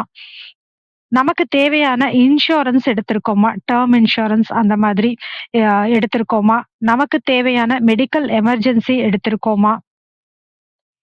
இதெல்லாம் யோசிக்கணும். ஏன்னா, நம்ம கிட்ட ஒரு ரூ. 5,00,000 மெடிக்கல் எமர்ஜென்சிக்கு இருக்கு. நமக்கு ரூ. 10,00,000 செலவாகுதுன்னா, மீதி 5,00,000 நம்ம வட்டிக்கு தான் கடன் வாங்கணும். அந்த மாதிரி இல்லாமல் நம்ம கிட்ட இருக்கா? அப்படிங்கிறதெல்லாம் நம்ம யோசிக்கணும். அடுத்ததாக ரிட்டயர்மென்ட் பிளான் இருக்கா நமக்கு? ஏன்னா இப்போலாம் 74 வயது ஆவரேஜா எல்லோருமே இந்தியால வாழ்றாங்க அப்படிங்கும்போது, கிட்டத்தட்ட 60 வயசுல நம்ம ஓய்வு கிடைச்சிருச்சு அப்படின்னா, மீதி உள்ள காலங்களை கழிப்பதற்கு நமக்கு அது தேவையான பணம் இருக்கிறதா? இதெல்லாமே நம்ம பார்த்துக்கணும். இந்த 6 கேள்விகளுக்கும் நம்ம பதில் எஸ் அப்படின்னு சொல்லிட்டோம்னா, நம்ம அடுத்த கட்டத்துக்கு போகலாம். அடுத்து அந்த பணத்தை எப்படி பெருக்குவது அப்படிங்கிறதுல பார்த்தோம்னா, ஒரு எப்பவுமே நம்ம அதிகமாக மாசம் ஒரு ரூ. 5,000 அதாவது ஒரு 5 to 10% போல நமக்கு வருமானம் வர்றதுக்கு வழி இருக்கா? ஏதாவது நமக்கு ஒரு டேலண்ட் இருக்கலாம். அத சொல்லிக் குடுக்கும்போது ஒரு ரூ. 5,000 வரலாம். இந்த மாதிரி ஒரு அடிஷனல் கேஷ் ஃப்ளோ வருவதற்கு நம்ம ஏதாவது ஏற்பாடு பண்ணியிருக்கோமா? அப்படிங்கிறத பார்க்கணும். நம்ம முதலீடு செய்யறோம் அப்படின்னா, அதுல ஒரு 10 விழுக்காடு தான் தங்கத்தோட வளர்ச்சி அப்படிங்கிறது இருக்குது. அப்ப அன்னைக்கு வாங்கின அளவுக்கே நம்ம இன்னைக்கு செலவு பண்ண முடியுமா? அப்படின்னா, உதாரணத்துக்கு ஒரு 1990ல ரூ. 300 வித்த நகை இன்னைக்கு 30,000க்கும் மேல விக்குது. ஆனா, அன்னைக்கு ரூ. 300ல நம்ம பண்ண செலவு இன்னைக்கு 30,000த்துல பண்ண முடியுமா? அப்படிங்கிறத நம்ம யோசித்து பார்க்கணும். ஏன்னா, பணவீக்க விகிதம் அப்படிங்கிறது தொடர்ந்து அதிகமாயிட்டே போகுது. 5.8% அப்படிங்கிறது இந்தியாவுல அப்படிங்கும்போது, அன்னைக்கு நம்ம சேர்த்து வச்சிருக்கோமா? பேங்க்ல போட்டு வச்ச பணம் அது எப்படி வளருது? இது எல்லாமே நம்ம பார்க்க வேண்டிய சூழ்நிலையில இருக்கோம். அதனால நம்ம முதலீடு செய்யும்பொழுது ஒரு வைப்பு தொகையாக வச்சோம்னா கூட 2 நம்ம இன்னைக்கு அந்த 5.8% அதுல பார்க்கும்போது கிட்டத்தட்ட 2.5% நம்ம இழக்கிறோம். இல்ல அப்படியே பணத்தை வீட்ல வச்சிருந்தாலும் அந்த 6% இழக்கிறோம். இல்ல தங்கமா வாங்கி வச்சிருந்தா ஒரு 3% இழக்கிறோம். அப்போ ஒரு 10% அதிகமாகுது போல நம்ம ஒரு முதலீடு செய்யணும். ரியல் எஸ்டேட் அப்படிங்கிறது கூட இந்தியால தான் மிக அதிகமாக இருக்கிறது. அதுவுமே நம்ம எந்த இடத்துல வாங்குறோம் அப்படிங்கிறத பொறுத்து தான் சொல்லுவாங்க. நம்ம முதலீடு செய்யும்போது எப்பவுமே கேட்டோம்னா, நம்ம 30 வருஷத்துல இவ்ளோ பணம் உங்களுக்கு வரும். இல்ல 10 வருஷம் கழிச்சு இவ்ளோ வரும் அப்படின்னு சொல்லும்போது நமக்கு கேட்கறக்கு நல்லா இருக்கும். ஆனா, நம்ம ஒவ்வொரு வருடமும் அந்த வட்டி சதவீதம் அது எப்படி ஆகுது அப்படி பார்த்துட்டு தான் நம்ம அதுல நம்ம இன்வெஸ்ட் பண்ணணும். அடுத்ததாக நம்ம ஒரு பர்ப்பஸோட, ஒரு கோலோட நம்ம சேர்க்கிறோமா? இல்ல ஒரு குழந்தைக்கான ஸ்கூல் அ ப ஒரு காலேஜுக்கு அனுப்பணும். அதற்காக நான் சேர்த்து வைக்கிறேன். இல்ல ஒரு தங்கம் என் பெண்ணுக்கான தங்க நகையை சேர்த்து வைக்கிறேன். இப்படி ஏதாவது ஒரு காரணத்திற்காக நம்ம சேர்த்து வச்சோம்னா, அந்த பணத்துல இருந்து நம்ம தொடமாட்டோம். அவசர காலத்துக்குன்னு வந்தாக்க நம்ம அத தொடமாட்டோம். ஏன்னா சில சமயம் மாசம் மாசம் சேர்த்து வைப்போம். அதுக்கு ஒரு இலக்கு இல்லாம ஒரு பணம் இருக்கும். அப்ப எதுக்குனாலும் நம்ம அந்த பணத்த எடுக்கிற மாரி இருக்கும். அப்ப அந்த பர்ட்டிகுலரான அந்த தேவை வரும்போது, அந்த பணத்த நம்மளால யூஸ் பண்ண முடியாது.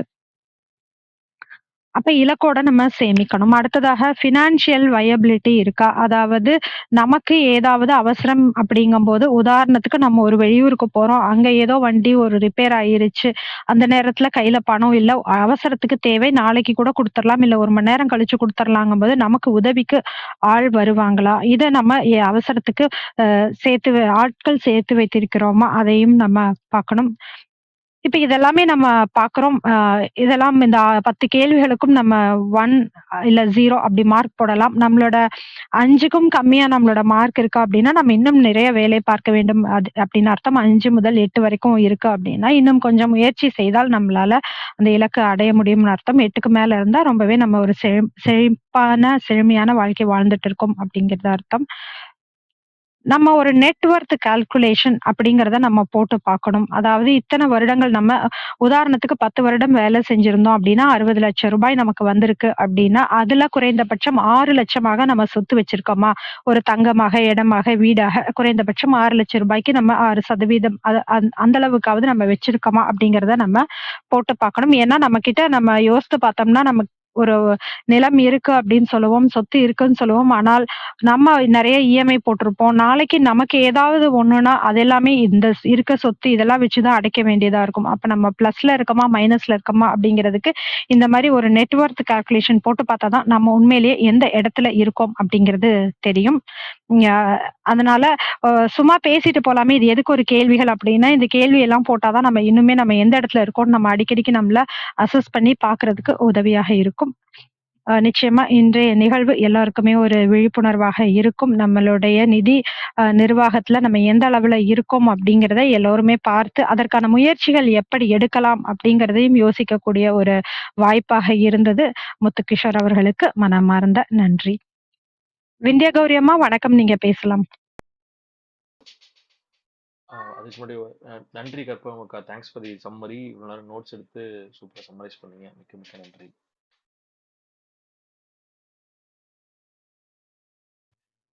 நன்றிங்க முத்துகிஷோர். விந்தியா கௌரி அம்மா.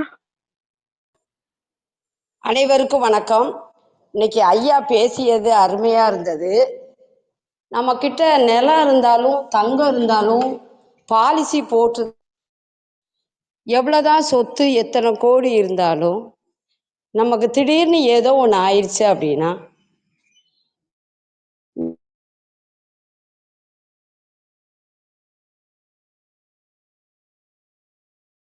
ரொம்ப முக்கியம். அதை ஐயாவோட உரையிலிருந்து அறிந்து கொண்டேன். எங்களுக்கு நல்ல ஒரு வழிகாட்டியதற்கு நன்றி ஐயா. வாழ்த்துக்கள் ஐயா. உங்கள் அன்பான வாழ்த்துக்கும் கருத்துக்களுக்கும் நன்றிங்கம்மா. விஜயகுமாரி அம்மா வணக்கம். நீங்க பேசலாம். நன்றிகள் அம்மா. வாழ்க வையகம், வாழ்க வையகம், வாழ்க வளமுடன். குரு வாழ்க, குருவே துணை. சரித்திரம் படைப்போம் தளத்திற்கு நன்றி. அதை எடுத்து தினந்தோறும் சரித்திரம் படைத்துக் கொண்டிருக்கும் கருணை உள்ளம் ஆரோக்கிய பிரிட்டா ஐயா அவர்களுக்கு பல கோடி நன்றிகள். அதில் நடைபயின்று கொண்டிருக்கும் சிந்தனை சிற்பி கற்பகவள்ளி அம்மா, கற்பனை கள்ளம் ரேவதி அம்மா, சித்திரம் படைக்கும் வேல்ராஜ் ஐயா அனைவருக்கும் மனமார்ந்த நன்றிகள். இன்று நம் குழுமில் வந்து நமக்கெல்லாம் அரிய பெரிய கருத்துக்களை வாரி வழங்கிய முத்து கிஷோர் ஐயா அவர்களுக்கும் பல கோடி நன்றிகள். மற்றும் நம் குழுவில் குழுமி இருக்கும் அனைத்து அன்பு உள்ளங்களுக்கும் என் மனமார்ந்த நன்றிகளும் வாழ்த்துக்களும். வாங்க வாழ்த்தும் பயனுக்கும் போயிடலாம். அமைதியாக உட்காந்து கண்களை மூடிக்கும். நாம் அமர்ந்துள்ள இந்த இடம் முழுவதும் நல்ல தூய தெய்வீக ஆற்றலே நிரம்பின. அருட்பேராற்றல் உடலிலே உயிரிலே அலை அலையாக பாய்ந்து நிரம்புவதை உணர்கிறோம்.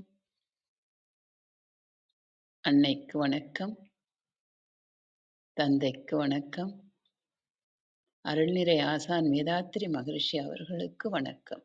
குருவாழ்க, குருவே துணை. அருள் பேராற்றல் இரவும் பகலும் எல்லா நேரங்களிலும் எல்லா இடங்களிலும் எல்லா தொழில்களிலும் உறுதுணையாகவும் பாதுகாப்பாகவும் வழிநடத்தியாகவும் அமையுமாக. வாழ்க வளமுடன், வாழ்க வளமுடன், வாழ்க வளமுடன். அருட்பேராற்றல் கருணையினால் இங்குள்ள அனைவரும் நல்ல உடல்நலம், நீல ஆயுள், நிறை செல்வம், உயர் புகழ், விஞ்ஞானம் பெற்று சிறந்தோங்கி வாழ எல்லாம் வல்ல இறைநிலையோடு இணைந்து வாழ்த்தி மகிழ்கின்றேன். வாழ்க வளமுடன், வாழ்க வளமுடன், வாழ்க வளமுடன். இறை பேராற்றலே பக்கத்துணையாகவும் பக்க பலமாகவும் இருந்து வழி நடத்துவாராக. நன்றிகள் ஐயா. இன்னைக்கு ஐயா முத்துகிஷோர் அவங்க நிறைய பெரிய கருத்துக்கள் எல்லாம் இந்த இளைய சமுதாயத்துக்கு சிறப்பான வழிகாட்டி. இப்பொழுது உள்ள சமுதாயத்துக்கு நல்ல கருத்துக்களை வாரி வழங்கி இருக்கீங்க ஐயா. இப்போ எல்லாமே எப்படி எப்படி செய்யணும், தங்கமா வாங்கினா காயினா வாங்கணும், இல்லை நகையா எடுத்தா எவ்வளோ, பேங்க்ல பணம் இருந்தா எவ்வளோ உதாரணம் நிறைய எடுத்து சொல்லியிருக்கீங்க ஐயா. இதெல்லாம் பின்பற்றி இந்த இளைய சமுதாயம் நல்ல பேறு பெற்று வாழணும்னு நான் வாழ்த்துறேன். இப்போ எங்களுக்கெல்லாம் வயசாகி நாங்கள் எல்லா வேலையும் முடிச்சிட்டோன்னு சொல்ல முடியாது. இப்போ என் கணவர் வந்து இராணுவத்தில் இருந்தாங்க, அப்புறம் ட்ரெயினில் டிக்கெட் கலெக்டராக இருந்தாங்க. இப்போ இந்த 2 பென்ஷனுமே எங்களுக்கு வருது. மாதம் ஒரு 65,000 வருது. அதோட நாங்கள் வாழ்ந்துட்டுருக்கோம். சொத்துக்களை எல்லாம் இது பண்ணி பிள்ளைங்களுக்கு கொடுத்தாச்சுது. நாளை எண்ணிட்டு இருக்கோம், ரிட்டர்ன் டிக்கெட் கையில் இருக்கு, எப்போ போகிறோம் அப்படின்னு தெரியாது. அதனால நீங்கள் சொன்ன இந்த கருத்துக்களை வந்து இந்த இளைய சமுதாயம் கையில் எடுத்து அதை இது பண்ணி வாழ்ந்தாங்கன்னா சிறப்பாக வாழலாங்கிறது நிறைய கருத்துக்கள் ஐயா. அந்த காலத்துலலாம் எங்களுக்கு இப்படி சொல்லி கொடுக்க யாரும் இல்லை. இப்போவாவது வந்து நீங்கள் இப்படிலாம் பெருமையா அரிய பெரிய கருத்துக்களை மாறி வழங்குறதுக்கு நன்றிகள் ஐயா. நீங்களும் உங்கள் அன்பு குடும்பமும் தொழிலும் சிறக்க நல்ல உடல் நலம், நீல ஆயுள், நிறை செல்வம், உயர் புகழ், விஞ்ஞானம் பெற்று சிறந்தோங்கி வாழ வேண்டும். வாழ்க வளமுடன், வாழ்க வளமுடன், வாழ்க வளமுடன். நன்றிகள் ஐயா. நீங்க அடிக்கடி இந்த தளத்துக்கு வந்து இதையெல்லாம் எங்களுக்கு சொல்லி கொடுக்கணும்னு நான் கேட்டுக்கிறேன் ஐயா. நன்றிகள் அம்மா. உங்கள் அன்பான வாழ்த்துக்கும் கருத்துக்களுக்கும் மிக்க நன்றிங்கம்மா. ரேவதி வணக்கம், நீங்க பேசலாம். வணக்கம் வள்ளி, வணக்கம் அனைவருக்கும். இன்னைக்கு ரொம்ப அழகா முத்துகிஷோர் அவர்கள் வந்து நம்ம எல்லாத்துலேயுமே இன்ட்ராஸ்பெக்ஷன், நம்மளை அறியணும் அப்படிங்கிற மாதிரி தற்சோதனை மாதிரி இன்னைக்கு நம்மளுடைய பொருளாதாரத்துக்கு உண்டான ஒரு சோதனையாக தான் இருந்தது. அதில் 10 கேள்விகள் கேட்டாங்க. அந்த கேள்விகளில் ஒவ்வொன்றுக்கும் ஒவ்வொரு மதிப்பெண் போட்டுக்குங்க அப்படின்னு சொல்லிட்டு அதில் ஒவ்வொன்றும் ரொம்ப அழகாக, ஒவ்வொரு கேள்வியுமே ரொம்ப அழகாக விளக்குனாங்க. இதில் நம்ம எங்கே இருக்கோம் அப்படின்னு தெரிஞ்சுட்டு அதை நம்ம நிச்சயமாக அதை அடுத்த படிக்க என்னென்ன செய்யணும் அப்படிங்கிறதையும் நிறைய குறிப்புகள் கொடுத்தாங்க. நிச்சயமா இது எல்லாருக்கும் ஒரு பெரிய விழிப்புணர்வாக இருந்திருக்கும். மிக்க நன்றிங்க முத்துகிஷோர், மிக்க நன்றி. உங்கள் அன்பான வாழ்த்துக்கும் கருத்துக்களுக்கும் மிக்க நன்றி. நித்யாதேவி வணக்கம், நீங்க பேசலாம். அனைவருக்கும் உற்சாகமான காலை வணக்கம். இன்னைக்கு நிதி நிர்வாக மேம்பாடுன்ற தலைப்புல அழகா வந்து முத்துகிருஷ்ணன் ஐயா வந்து சிறப்பா வந்து நிறைய தகவல்கள், அதுவும் இந்த 10 கேள்விகளை போட்டு நீங்க ஒரு மதிப்பெண்ணா 0த்துல இருக்கீங்களா, இல்ல நீங்க 8 மதிப்பெண் வாங்கி ராஜ்யம் பண்ண போறீங்களா, இப்படி ஒவ்வொரு விஷயத்தையும் சொல்லும் பொழுது 5 மதிப்பெண்ணு கீழே இருந்து நீங்க அவதிப்பட்டு இருக்கீங்களே, 5க்கும் 8 மதிப்பெண்ணுக்கு இடையில நடுவுநிலைமையா இருக்கீங்க, இன்னும் முன்னேற்ற பாதைக்கு போகணும், நீங்க இந்த விஷயத்தெல்லாம் நீங்க செஞ்சிட்டீங்களா, இப்ப இருக்கிற நிதியை வைத்துட்டு நீங்க வந்து கணக்கீடு பண்ணீங்கன்னா அது சரி வராது. இன்னைக்கு 1 லட்சம் இருக்குன்னா இன்னும் கொஞ்ச நாள் கழிச்சு, கொஞ்சம் வருஷம் கழிச்சு அது 2.5 லட்சத்துக்கு கால்குலேட் பண்ணணும். நீங்க ஏதாவது தங்கத்துல இன்வெஸ்ட் பண்ணிருக்கீங்களா, இல்ல ஏதாவது ஒரு இடத்த வாங்கியிருக்கீங்களா, இல்ல தங்கத்தையும்னாலும் நீங்க உங்க அங்கத்தை அலங்கரிக்கிறதுக்காக வாங்கியிருக்கீங்களா, இல்ல உங்களுடைய வாழ்க்கை பங்கமாகாம இருக்கிறதுக்கு ஏதாவது சிங்கமா செயல்பட்டிருக்கீங்களா, இப்படி முத்து முத்தான தகவல்களை முத்துகிஷோர் ஐயா இன்னைக்கு தந்திருக்காங்க. சரி, உங்களுக்குன்னு யாராவது இருக்காங்களா, நீங்க அலைபேசியில அழைத்தா உடனே அழைத்து வந்து உங்களுக்கு நிதி நிர்வாகத்துக்காக உதவக்கூடிய உதவிக்கரம் இருக்கா, நீங்க அப்படிப்பட்ட மனிதர்களோட பழகுறீங்களா, அன்னைக்கு தாய் தந்தையருடைய நண்பர்கள்லாம் கேட்டோன்னு கொடுக்குற மாதிரி இருந்தாங்க, இன்னைக்கு இருக்கக்கூடிய நண்பர்கள்லாம் நழுவுற மாதிரி இருக்காங்களே, கழுவுற மீன்லயும் நழுவுற மீனா இருக்காங்களே அப்படின்ற பார்க்கும் போதெல்லாம் இதுக்கு ஒரு மதிப்பெண் கிடைக்குமா, இல்ல 0 தானா, இப்படியெல்லாம் நான் நோக்கு போகும்போது நமக்கு வரக்கூடிய சந்ததிகளுக்கு எப்படிப்பட்ட நண்பர்கள் கிடைப்பாங்க, அவங்களுக்கு நம்ம எந்த மாதிரி சொத்துக்களை சேர்த்து வச்சிருக்கோம், சொத்துன்றது வெறும் கல்விதானா, இல்ல நம்ம செல்வத்தை வந்து தனியா வந்து இன்வெஸ்ட் பண்ணியிருக்கோமா. இப்படி ஒவ்வொரு விஷயத்தையும் சொல்லும் பொழுது ரொம்ப நிறுத்தி நிதானமா, நானா இருந்தா ஓட்டமா ஓடி இருப்பேன். நீங்க வந்து நடந்து நடைப்பயிற்சியா எங்களுக்கு தினம் கிடைக்கக்கூடிய ஒரு உடற்பயிற்சி மாதிரி அவ்வளோ அழகான தகவல்ல 10 கேள்விகள்ல நீங்க முதல்ல எழுதுங்க. எழுதிட்டு அதுக்கு மதிப்பெண் கிடைச்சுச்சான்னு பாருங்க. பாவம் நிறைய பேருக்கு 2 மதிப்பெண்ணே கிடைக்கல. அப்ப எவ்வளவு கஷ்டமா இருக்கும். என்ன பண்ணிட்டு இருக்கோம்? ஐயோ, வாழ்நாள்ல பாதி போயிடுச்சே, 50 வயசு 60 வயசு ஆயிடுச்சே, 60 வயசுக்கு மேல வேற 14 வருஷம் இருக்கணுமாம்ல. இந்திய சராசரி வயது 74 இப்படிலாம் கால்குலேஷன் சொல்லும் பொழுது பக் பக் திக் திக் அப்படிலாம் இருந்தது. நல்ல தகவல் தந்திருக்கீங்க. இந்த பேச்சு வந்து மிகப்பெரிய அரங்கத்துல இளைஞர்கள் பட்டாளத்துக்கு கிடைக்கணும். ஏன்னா பொருளாதாரம் தாரம் வந்த பிறகு பொருளாதாரம் ரொம்ப முக்கியம். ஏன்னா ஒவ்வொரு ஒய்ஃபும் கேட்டுட்டே இருப்பாங்க, நைஃப் ஆயிடக்கூடாது, லைஃப் லைஃப் வந்து ரொம்ப செக்யூரா இருக்கணும்ன்றத அழகா அன்னைக்கு கொடுத்த முத்துகிஷோர் ஐயாவுக்கு வாழ்த்துக்கள். மென்மேலும் வளர வேண்டும். நன்றி, வணக்கம் வாய்ப்பிற்கு. உங்கள் அன்பான வாழ்த்துக்கும் கருத்துக்களுக்கும் மிக்க நன்றி. ராமச்சந்திரன் ஐயா வணக்கம், நீங்க பேசலாம். அம்மா வணக்கம். சரித்திரம் படைப்பும் தளத்தின் அன்பு உறவுகள் அனைவருக்கும் இனிய காலை வணக்கம். அன்பு சகோதரர் முத்துகிஷோர் அவர்களுடைய இன்றைய மணி மேனேஜ்மெண்ட், அதாவது நிதி நிர்வாக மேம்பாடு தொடர்பான ஒரு சிறந்த உரை. இன்றைய காலகட்டத்தில் நிறைய வருமானம் ஈட்டக்கூடிய சூழலில் குறிப்பாக இளைவர்கள் நிறைய இப்ப பயணிக்கிறார்கள்.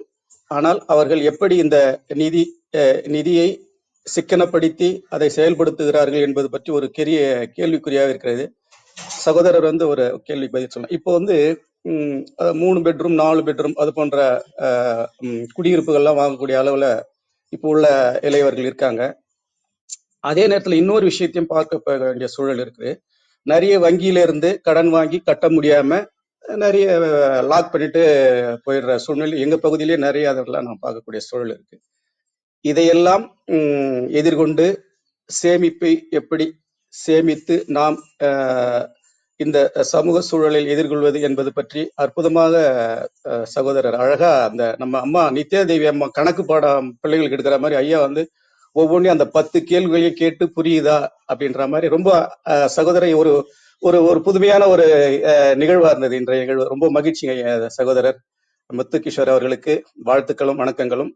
தங்கள் இந்த போன்ற பணி தொடர, அதாவது அம்மா சொன்னது போல, அந்த கணக்காட்சி சொன்னது போல இளைய சமூகத்தினருக்கு இந்த உங்களுடைய சொற்பொழிவுகள் பெரிய இடங்களில் எல்லாம் சென்று சேர வேண்டும். மிகவும் பயனுள்ள வகையில இருக்கும். மிகவும் மகிழ்ச்சி. ஒரு வேடிக்கையான பாடல் முத்து கிஷோர் ஐயா, இது ஒரு வேடிக்கையான பாடல், பழைய படத்துல இருந்த ஞாபகம் வந்து அதை பாடுறேன். கையில வாங்கினேன் பையில போடலே, காசு போன இடம் தெரியலே. கையில வாங்கினேன் பையில போடலே, காசு போன இடம் தெரியலே. ஏன் காதலி பாப்பா காரணம் கேப்பா, ஏது சொல்வதுன்னு புரியலே. ஏன் காதலி பாப்பா காரணம் கேப்பா, ஏது சொல்வதுன்னு புரியலே. ஏழைக்கு காலம் சரியல்லே. கையில வாங்கினேன் பையில போடலே, காசு போன இடம் தெரியலே. ஏன் காசு போன இடம் தெரியலே.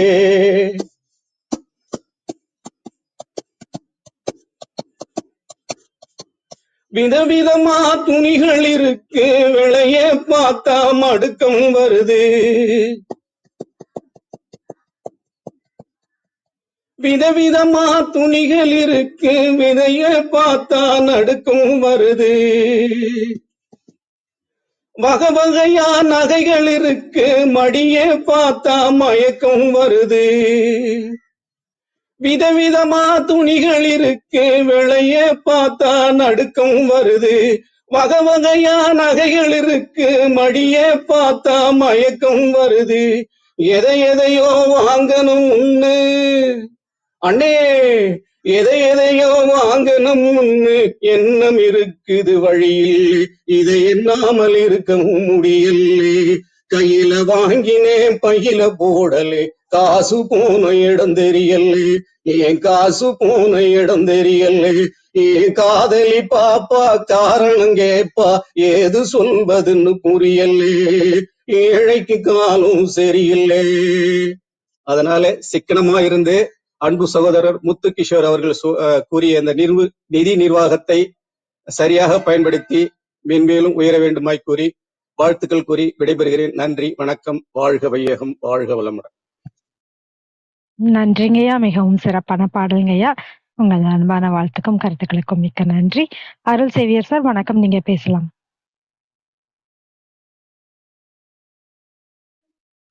வணக்கம், அனைவருக்கும் இனிய காலை வணக்கம்.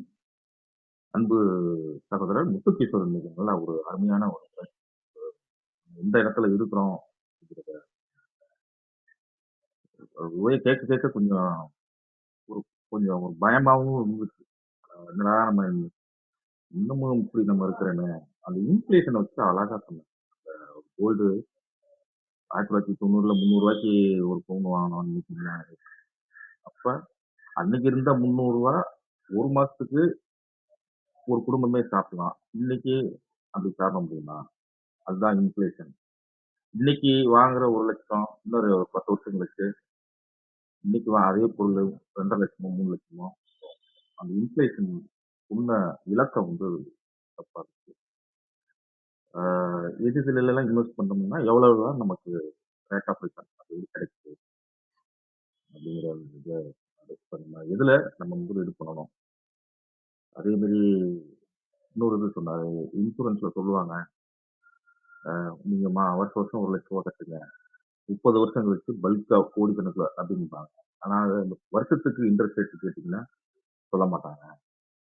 அந்த அந்த ரேட் வந்து 12% மேல இருந்தா நீங்க தாராளமா இன்வெஸ்ட்மெண்ட் பண்ணுங்க. இப்ப கோல்டு கோல்டு கோல்டுல முதலீடு பண்றது அது காயினா வாங்கினா பெஸ்ட்னு சொன்னாரு. மற்றபடி செய்கூலி சேதாரம் நகையா வாங்கும்போது செய்கூலி சேதாரத்துல அதுல ஒரு 15% அதுக்கு எப்ப விட்டாலும் அந்த மைனஸ். பட் கோல்டு காயின் அதே அன்னைக்கு என்ன ரேட் இருக்கோ அந்த ரேட்ல நம்ம கன்வெர்ட். சிறப்பு. இப்ப இப்ப லேட்டஸ்டா இந்த ரெப்போ ஏதோ கரன்சின்னு சொல்றாங்க இல்லையா, அந்த கரன்சில இன்வெஸ்ட் நிறைய பேர் அப்ரோச் பண்றாங்க. அது ஒரு எம்எல்எம் மாதிரி கூட ஏதோ போகுது. ஸோ அந்த இதுல இன்வெஸ்ட்மெண்ட் பண்ணா 15% கேரண்டி அப்படின்லாம் அது அதை பத்தி உங்களுக்கு ஏதாவது செய்தி இருந்தா சொல்ல முடியுமா? ஏன்னா அது கொஞ்சம் சொல்லலாம். ஆமா சொல்லுங்க. ஓகே. நான் இந்த ஒரு பாயிண்ட்டை நான் வந்து எங்கேயுமே நான் மென்ஷன் பண்ணலண்ணே. நான் இது ஒரு இந்த இன்வெஸ்ட்மெண்ட் ஓகே, நான் இன்வெஸ்ட்மெண்ட் எப்படி பண்ணணும்னு பார்க்கறதுல ஒரு செக்லிஸ்ட் பாயிண்ட்டாக அதை ஆட் பண்ணுறேன் நான். சரி, ஃபர்ஸ்ட் நம்ம வந்து இந்த வட்டி கணக்கெல்லாம் பார்க்கறதுக்கு முன்னாடி வந்து கேபிட்டலே திரும்ப வருமானது ஃபர்ஸ்ட் நான் பார்க்கணும். எந்த ஒரு இன்வெஸ்ட்மெண்ட் பண்ணாலும் சரி, அது தங்கமாக இருந்தாலும் சரி, லேண்டாக இருந்தாலும் சரி, 5% வட்டி வருதா 2% வட்டி வருதான்றது பார்க்கறதுக்கு முன்னாடி லாஸ் ஆயிடுச்சுன்னா எனக்கு 0% வட்டி. ஃபர்ஸ்ட் ஆஃப் ஆல் எனக்கு நான் போடுற கேபிட்டல் வந்து லாஸ் ஆகுதுன்னா 0% வட்டி. இப்போ போட்டதே வரலைங்கும் போது வந்துட்டு அசலுக்கே மோசங்கும் போது வந்துட்டு அதை பற்றி நம்ம யோசிக்கக்கூடாது. நம்ம அதை பற்றி இப்போ ஷேர் மார்க்கெட்டு முன்னாடி வந்து அப்படி ஒரு விஷயம் தான் இருந்தது. பிரச்சனை என்ன அப்படின்னா, அதை பற்றின ஒரு ப்ராப்பரான ஒரு நாலேஜ் இல்லாமல் எல்லாரும் பண்ணுறதுனால வந்த ஒரு பிரச்சனை அது ஷேர் மார்க்கெட் ஜென்ரலாக சொல்லும்போது. இப்போ வந்து இந்த கிரிப்டோ கரன்சியில் அண்ணா கேட்டிருக்க கேள்வி என்ன அப்படின்னா, கிரிப்டோ கரன்சியில் நிறைய பேர் இன்வெஸ்ட் பண்ண சொல்லி கேட்குறாங்க. வருஷம் வந்து 16% வந்து கேரண்டியாக வந்து இன்ட்ரெஸ்ட் வரும்னு சொல்லி சொல்கிறாங்க. இப்போ இதில் வந்து பண்ணலாமா அப்படின்றது தான் உங்களோட கேள்வி. கரெக்டாங்களாண்ணா? ஓகே. சரி, இப்போ வந்து நான் ஃபர்ஸ்ட் சொன்ன பாயிண்ட் தான். 16% கொடுக்குறேன்னு சொல்கிறாங்க இருந்தது. பட் ஆனால் கேபிட்டல்லே கேரண்டி வருமானு கேட்டாக்கா அது வந்து டவுட்டு தான் இருந்தது. இப்போ இவ்வளோ நேரம் நம்ம பேசுனது எல்லாமே வந்துட்டு இன்சூரன்ஸ் ப்ராடக்ட்டுக்கெலாம் வந்து கேபிட்டல் கண்டிப்பாக கேரண்டி 30,000 ஒரு லட்சம் வருஷம் கட்டினாக்கா 15 வருஷம் கழிச்சு உங்களுக்கு 30 லட்சம் தரேன்னாங்கன்னா 30 லட்சம் கொடுத்துருவாங்க உங்களுக்கு. அங்கே பிரச்சனை வந்து உங்களுக்கு 30 லட்சத்தோடைய வேல்யூல தான் நமக்கு பிரச்சனை. அதை வச்சு 30 லட்ச ரூபாய்க்கு பொருள் வாங்க முடியுமான்றதான் கேள்வி. அங்கே கேபிட்டல் கண்டிப்பாக வந்துடும். இப்போ ஷேர் மார்க்கெட்லேயே நீங்கள் வந்து மியூச்சுவல் ஃபண்டில் ப்ராப்பராக தெளிவு பண்ணீங்க அப்படின்னா கேபிட்டல் வந்துடும் உங்களுக்கு. நீங்கள் 10 லட்சம் கட்டினீங்கன்னா 10 லட்சம் திரும்ப வந்துடும் உங்களுக்கு. அதில் உங்களுக்கு வட்டியில் தான் உங்களுக்கு முன்ன பின்ன இருக்கும்.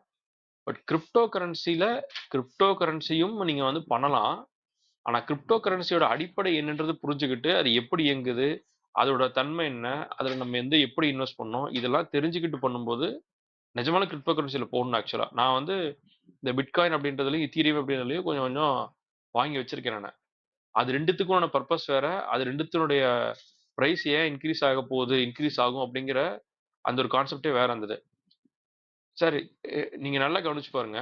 உங்ககிட்ட கிரிப்டோல இன்வெஸ்ட் பண்ணுங்க அப்படின்னு சொல்லி வர்ற யாருமே பிட்காயின் வாங்கவோ, இத்தீரியம்னு ஒரு இது இருக்கு, அது நீங்க வாங்கவோ, இல்ல சொலானான்னு ஒன்று இருக்கு, இதெல்லாம் நீங்க வாங்குறதுக்கோ யாரும் விற்க மாட்டாங்க. புதுசு புதுசா ஒரு பேர் இருக்கும், அந்த பேர்லாம் நீங்க கேள்வி கூட பட்டிருக்க மாட்டீங்க. அந்த மாதிரி இப்போ பெல்டெக்ஸ்னு ஒன்று இருக்கும். நான் அந்த பர்டிகுலர் இது ஒரு கம்பெனி பத்தி நான் சொல்ல விரும்பல. நான் க்ரௌட் ஃபண்டிங் ஸ்கீம் கூட்ட நிதி பற்றி விவரங்கள் பற்றி சொல்லுவேன். ஓகே, இப்போ அந்த புதுசா ஏதோ பேரே புதுசா இருக்கும். வந்தது நீங்க கூகுள் பண்ணீங்கன்னா கூட பெருசா உங்களுக்கு பேர் இருக்காது.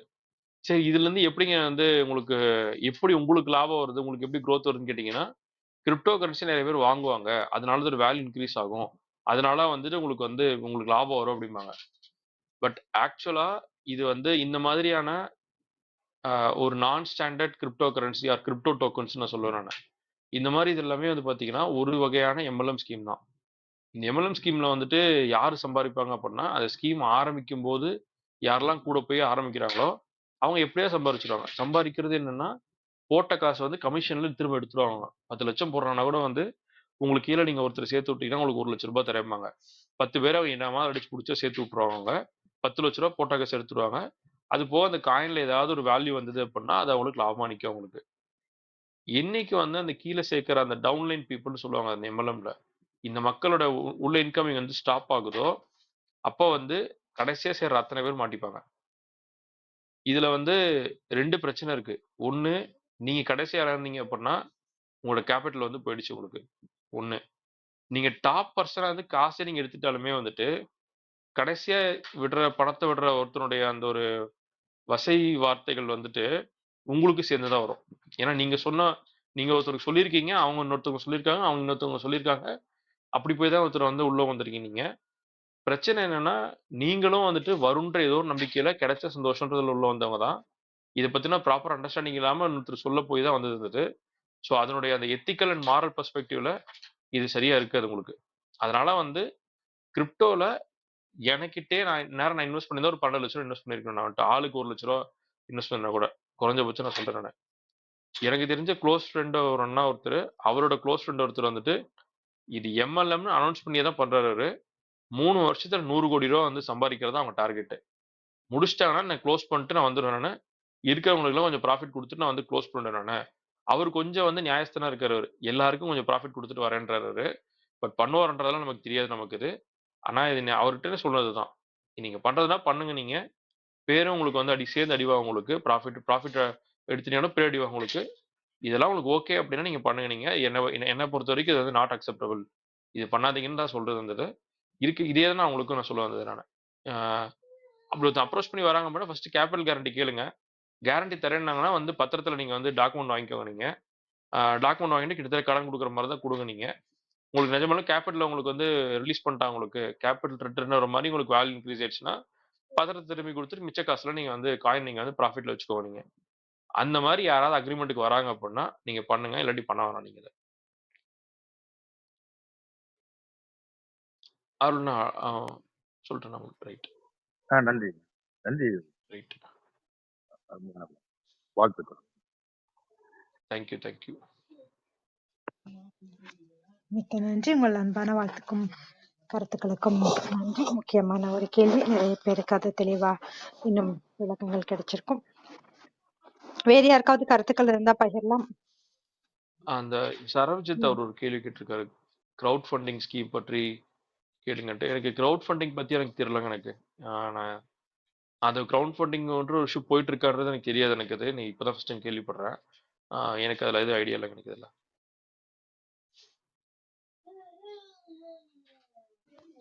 மிக்க நன்றி. முத்து கிஷோர், உங்கள் ஏற்புரைக்கான நேரம். உங்கள் நிறைவு கருத்துக்கள் நீங்க பகிர்ந்துக்கலாம்.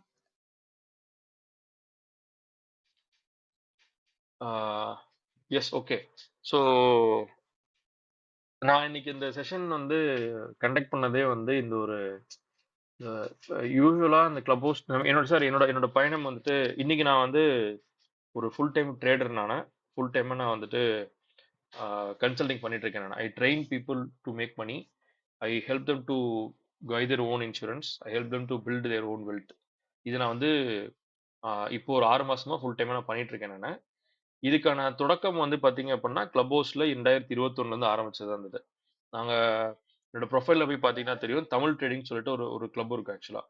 அந்த கிளப் வந்து நானும் என் ஃப்ரெண்டு சேர்ந்து ஆரம்பிச்சோம். நாங்கள் ரேண்டமாக இந்த மாதிரி பர்சனல் ஃபினான்ஸ் பற்றின விஷயங்கள், ஷேர் மார்க்கெட் பற்றின விஷயங்கள்லாம் வந்து பப்ளிக் கிட்ட நம்ம எடுத்து சொல்லலாம். நம்மளோட அண்டர்ஸ்டாண்டிங் சொல்லலாம். நம்ம அதை தொட்டு யாராவது வந்து ஷேர் மார்க்கெட் உள்ள வந்தாங்க அப்படின்னா அவங்களுடைய பணம் வந்து க்ரோ ஆகும். இதை வந்து நம்ம அப்படி கொண்டு போகலாம்னு தான் நான் ஆரம்பிச்சோம் நாங்கள் அதில். ஸோ அங்கே ஆரம்பிச்சு பப்ளிக் ஸ்பீக்கிங் வந்து இந்த மாதிரி பேசினது, ஒரு செஷன் பேசும்போது வந்துட்டு அந்த எண்டில் வந்து அவங்க கொடுக்குற அந்த ஃபீட்பேக் இதெல்லாம் வந்து ஒரு ஒரு ஒரு ஹாப்பினஸ் ஆக்சுவலாக கொடுக்கும் நமக்கு. வந்து அந்த ஒரு ஹாப்பினஸ் ஒன்ஸ் வர ஆரம்பிச்சா தொடர்ந்து பண்ணிட்டு இருந்தோம் வந்தது. அப்புறம் ஒருத்தரும் ஒரு வேலை இதனால வந்துட்டு கிளப் ஹவுஸ்ல ஆக்டிவா இருக்க முடியல. மற்றபடி வந்து அங்க இருந்த அவங்களுடைய ஒரு உந்துதல்ல தான் வந்துட்டு ஃபர்ஸ்ட் நான் வந்து இந்த இன்சூரன்ஸ் கன்சல்டிங்னு ஒன்று ஆரம்பிச்சேன். நான் இங்க இந்த இன்சூரன்ஸ் இருக்கிற மிஸ்ஸில்லிங் எல்லாத்தையும் ஸ்டாப் பண்ணணும், அவாய்ட் பண்ணணும். அட்லீஸ்ட் ஊரையே நம்ம போய் காப்பாற்ற முடியாட்டியும் நமக்கு தெரிஞ்ச ஒரு 10 பேரை நான் வந்து நீ இந்த பக்கம் போகாத, அந்த இது போனா அடி விழுகும் அப்படின்னு சொல்லி ஸ்டாப் பண்ணா அவன் ஸ்டாப் ஆகும். அட்லீஸ்ட் அந்த ஒரு ஹாப்பினஸ் தான் நம்ம கண்ட்ரோல்ல இருக்கு அப்படின்ற ஒரு விஷயத்துல ஆரம்பிச்சிருந்தது. டேர்ம் இன்சூரன்ஸ் பண்ண ஆரம்பிச்சோம், ஹெல்த் இன்சூரன்ஸ் பண்ண ஆரம்பிச்சோம். அதுக்கப்புறம் வந்துட்டு ட்ரேடிங் எப்படி பண்ணுன்ற அந்த ஒரு ட்ரைனிங் எடுக்க ஆரம்பிச்சோம். இப்போ அடுத்த லெவல்ல வந்து இப்போ வெல்த் எப்படி பில்ட் பண்றன்ற அந்த ஆஸ்பெக்ட் வந்து இப்போ பண்ணிட்டு இருக்கோம். அது இதுக்கு அடுத்து ஆல்கோ ட்ரேடிங்னா என்ன, இந்த லெவல்ல ஒன்னொன்னுக்கு போயிட்டு இருக்கிறதுக்கு ஆரம்ப புள்ளி வந்து இந்த ஆரம்ப புள்ளி வந்து இந்த ஒரு கிளப் ஹவுஸ் தான் வந்தது. ஸோ இந்த தளத்துல வந்து இன்னைக்கு வந்து இந்த மாதிரி ஒரு வாய்ப்புல பேச ஆரம்பிச்சு வந்துட்டு திரும்ப எனக்கு அந்த ஒரு ஹாப்பினஸ் எனக்கு வந்து இன்னைக்கு ஒருத்தரும் வந்து உங்களோட கருத்துக்களை வந்து தெரிவிக்கும் போது நான் சொன்ன இந்த விஷயம் வந்து உங்களுக்கு ஒரு ஐ ஓப்பனரா இருந்தது அப்படின்றத வந்து சொன்னது வந்துட்டு எனக்கு ரொம்ப ஹாப்பியா இருக்கு. Personally this is completely selfish act. அது இதுல வந்து உங்களுக்கு ஒரு நல்ல விஷயம் நடக்குன்றது வந்துட்டு ரொம்ப ரொம்ப சந்தோஷமா இருக்கு எனக்கு. அந்த அகைன் நான் வந்து கடைசியா சொன்ன அந்த அந்த விஷயத்தையே நான் திரும்ப நான் வந்து என்னுடைய பாயிண்ட்டை நான் சொல்றேன். நான் ஓகே, அதுக்கு முன்னாடி வந்துட்டு இங்க இங்க இந்த மேலே ஸ்டேஜ் ஏறி வந்து எனக்கு எனக்கு வந்து அப்ரிஷியேட் பண்ண மேம் ஒருத்தருக்கும், இந்தியா மேம், விஜயா அம்மா, ரேவதி அக்கா, நித்யாதேவி மேம், சார் அருள் சார், அதுக்கப்புறம் ராமச்சந்திரன் சார். ராமச்சந்திரன் சார் வந்து பாட்டாவே வந்து பாடிட்டாங்க இந்த ஹோல் கான்டெக்ட்கானது. ஸோ இவங்க எல்லாருக்கும் வந்து மிக்க மிக்க நன்றி. அண்ட் கமெண்ட்ஸ்லயும் வந்துட்டு ஒருத்தரும் வந்து நான் அப்ரிஷியேட் பண்ணியிருந்தீங்க, டவுட்ஸ் கேட்டிருந்தீங்க நீங்க. உங்க எல்லாருக்கும் வந்துட்டு மிக்க மிக்க நன்றி சார். இந்த நான் பேசினதுடைய கடைசி பாயிண்ட்டை தான் நான் ரிப்பீட் பண்றேன். நான் இந்த கான்வர்சேஷன், இந்த விஷயம் வந்துட்டு ஒருத்தர் வந்தாரு, பேசினாரு, நான் கேட்டேன், காலையில முடிஞ்சிச்சு, நான் அடுத்து நான் ஆஃபீஸ் போயிட்டேன் அப்படின்னு இல்லாம நீங்க ஏற்கனவே கண்டிப்பா ஸ்கோரிங் போட்டிருப்பீங்க. நீங்க you know where you stand, நீங்க எங்க இருக்கீங்கன்றது உங்களுக்கு தெரியும். உங்களுக்கு அதை அந்த ஸ்டாண்டை வந்துட்டு 8 மார்க்காச்சும் அட்லீஸ்ட் நீங்க வர்றதுக்கு அடுத்து என்ன பண்றது அப்படின்றத வந்து வேலையை ஆரம்பிங்க. Start with your network calculation. நீங்க நெட்வொர்க் கால்குலேஷன் ஆரம்பிக்கிறதுக்கே உங்ககிட்ட ஒரு 10 விஷயம் எடுக்கணும். உங்கள்ட்ட என்னென்ன ஐட்டம்லாம் இருக்கு அப்படிங்கிற லிஸ்ட் போடணும். நீங்க அதெல்லாம் நீங்க போட்டு பண்ண ஆரம்பிச்சீங்கனாலே it will start, you will get to know where you are right now. அதுக்கு அடுத்ததான் நீங்க வந்து அதை இம்ப்ரூவ் பண்ணணும் யோசிக்க ஆரம்பிச்சீங்க அப்படின்னா அதுக்கப்புறம் உங்களோட இன்கம் இன்க்ரீஸ் பண்றதுக்கு வழிகள் பார்ப்பீங்க நீங்க. அதுக்கப்புறம் வந்து உங்களோட எக்ஸ்பென்ஸை கட் டவுன் பண்றதுக்கு வழிகள் பார்ப்பீங்க நீங்க. அந்த 5% எக்ஸ்ட்ரா கேஷ் ஃப்ளோ எப்படி கொண்டு வருது, நான் என்ன பண்ணா எனக்கு எக்ஸ்ட்ரா கேஷ் ஃப்ளோ வரும் எனக்கு, அது நீங்க பார்க்க ஆரம்பிப்பீங்க நீங்க. ஸோ இதெல்லாம் நீங்க பண்ணிட்டு வரும்போது வந்துட்டு you will start to grow. அந்த வளர்ச்சி அப்படிங்கிறது வந்துட்டு let today be the day one of it. உங்களுடைய எண்ணத்தையும் செயலையும் வந்துட்டு அடுத்தடுத்த நிகழ்வா மாத்துறதுக்கான பவரை இன்க்ரீஸ் பண்றதுக்கு ஸ்டார்ட் டேக்கிங் ஆக்ஷன் டுடே. இன்னைக்கு அந்த செயலில் ஆரம்பிங்க நீங்க. ஸோ இன்னைக்கு நீங்க சொன்ன தேங்க்யூவோட வந்துட்டு நான் இதை செஞ்சேனான நான் வந்து இந்த இடத்துல நீங்க க்ரோ ஆயிருக்கேன் ப்ரோ அப்படின்னு நீங்க சொன்னீங்கன்னா that will give you much more happiness. என்னோட ஸ்டூடெண்ட்ஸ் சொல்லும் போது வந்துட்டு எனக்கு அது அவ்வளோ ப்ரௌடோ இருக்கு. அந்த ஹாப்பினஸ் எனக்கு கொடுக்கறதா வந்துட்டு நீங்க எனக்கு தேங்க்ஃபுல்லா இருக்கிறீங்க, நீங்க எனக்கு தேங்க்யூ சொல்றதுக்கான இன்னொரு வடிவமா இருக்கும் அந்த. So with that note this is Muthukishore saying thank you to one and all. நன்றி நன்றி நன்றி. மிக்க நன்றிங்க முத்துகிஷோர். நிச்சயமா நித்யா தேவி அவர்கள் சொன்ன மாதிரி முத்துகிஷோரின் முத்தான 10 கேள்விகள் நம்ம இன்னைக்கு பார்த்தோம். அந்த ஒவ்வொரு கேள்விக்கான பதிலையும் நம்ம பார்த்துட்டு அடுத்தது நம்ம என்ன செய்யலாம், இன்றைக்கே செய்ய வேண்டிய விஷயங்களும் இருக்கு, நம்மளோட நெட்வொர்க் என்ன அப்படிங்கறதெல்லாம் பார்க்கணும் அப்படிங்கறதுன்னு சொன்னாரு. எல்லோருமே இன்றைக்கு நிச்சயமா இந்த ஒரு விஷயம் செய்யணும் அப்படிங்கிறதும், அடுத்தடுத்து நம்ம எப்படி முயற்சிகள் எடுக்கிறோங்கிறதையும் பகிர்ந்துக்கணும் அப்படின்னாரு. எல்லோருக்குமே இது மிகவும் உபயோகமான, விழிப்புணர்வான ஒரு பதிவாக இருந்தது. கேட்டுக்கொண்டிருக்கும் அனைவர் சார்பாகவும், சரித்திரம் படைப்பும் தளம் சார்பாகவும் மீண்டும் ஒருமுறை மனதார நன்றி தெரிவித்துக் கொள்கிறோம். பேச்சாளர்களாக கலந்து கொண்டு தங்கள் அன்பையும் வாழ்த்தையும் கருத்துக்களையும் பகிர்ந்து கொண்ட ஒவ்வொருவருக்கும் நன்றி. தொடர்ந்து பொறுமையாக கேட்டுக்கொண்டிருக்கும் அனைத்து கவனிப்பாளர்களுக்கும் நன்றி. மறு ஒலிபரப்பு வாயிலாக கேட்கவிருக்கும் அனைவருக்கும் நன்றி. மீண்டும் நாளை காலை 6 மணிக்கு செம்மார்ந்த தமிழ் என்ற தலைப்பில் விந்தியாகோரி அம்மாவின் சிறப்புரை இருக்கிறது. அதில் அனைவரும் கலந்து கொள்ள வேண்டும் என்று அன்போடு கேட்டுக்கொண்டு விடைபெற்றுக் கொள்கிறோம். அனைவருக்கும் நன்றி, அனைத்திற்கும் நன்றி, ஆண்டவனுக்கும் நன்றி. 5, 4, 3, 2, 1 நன்று.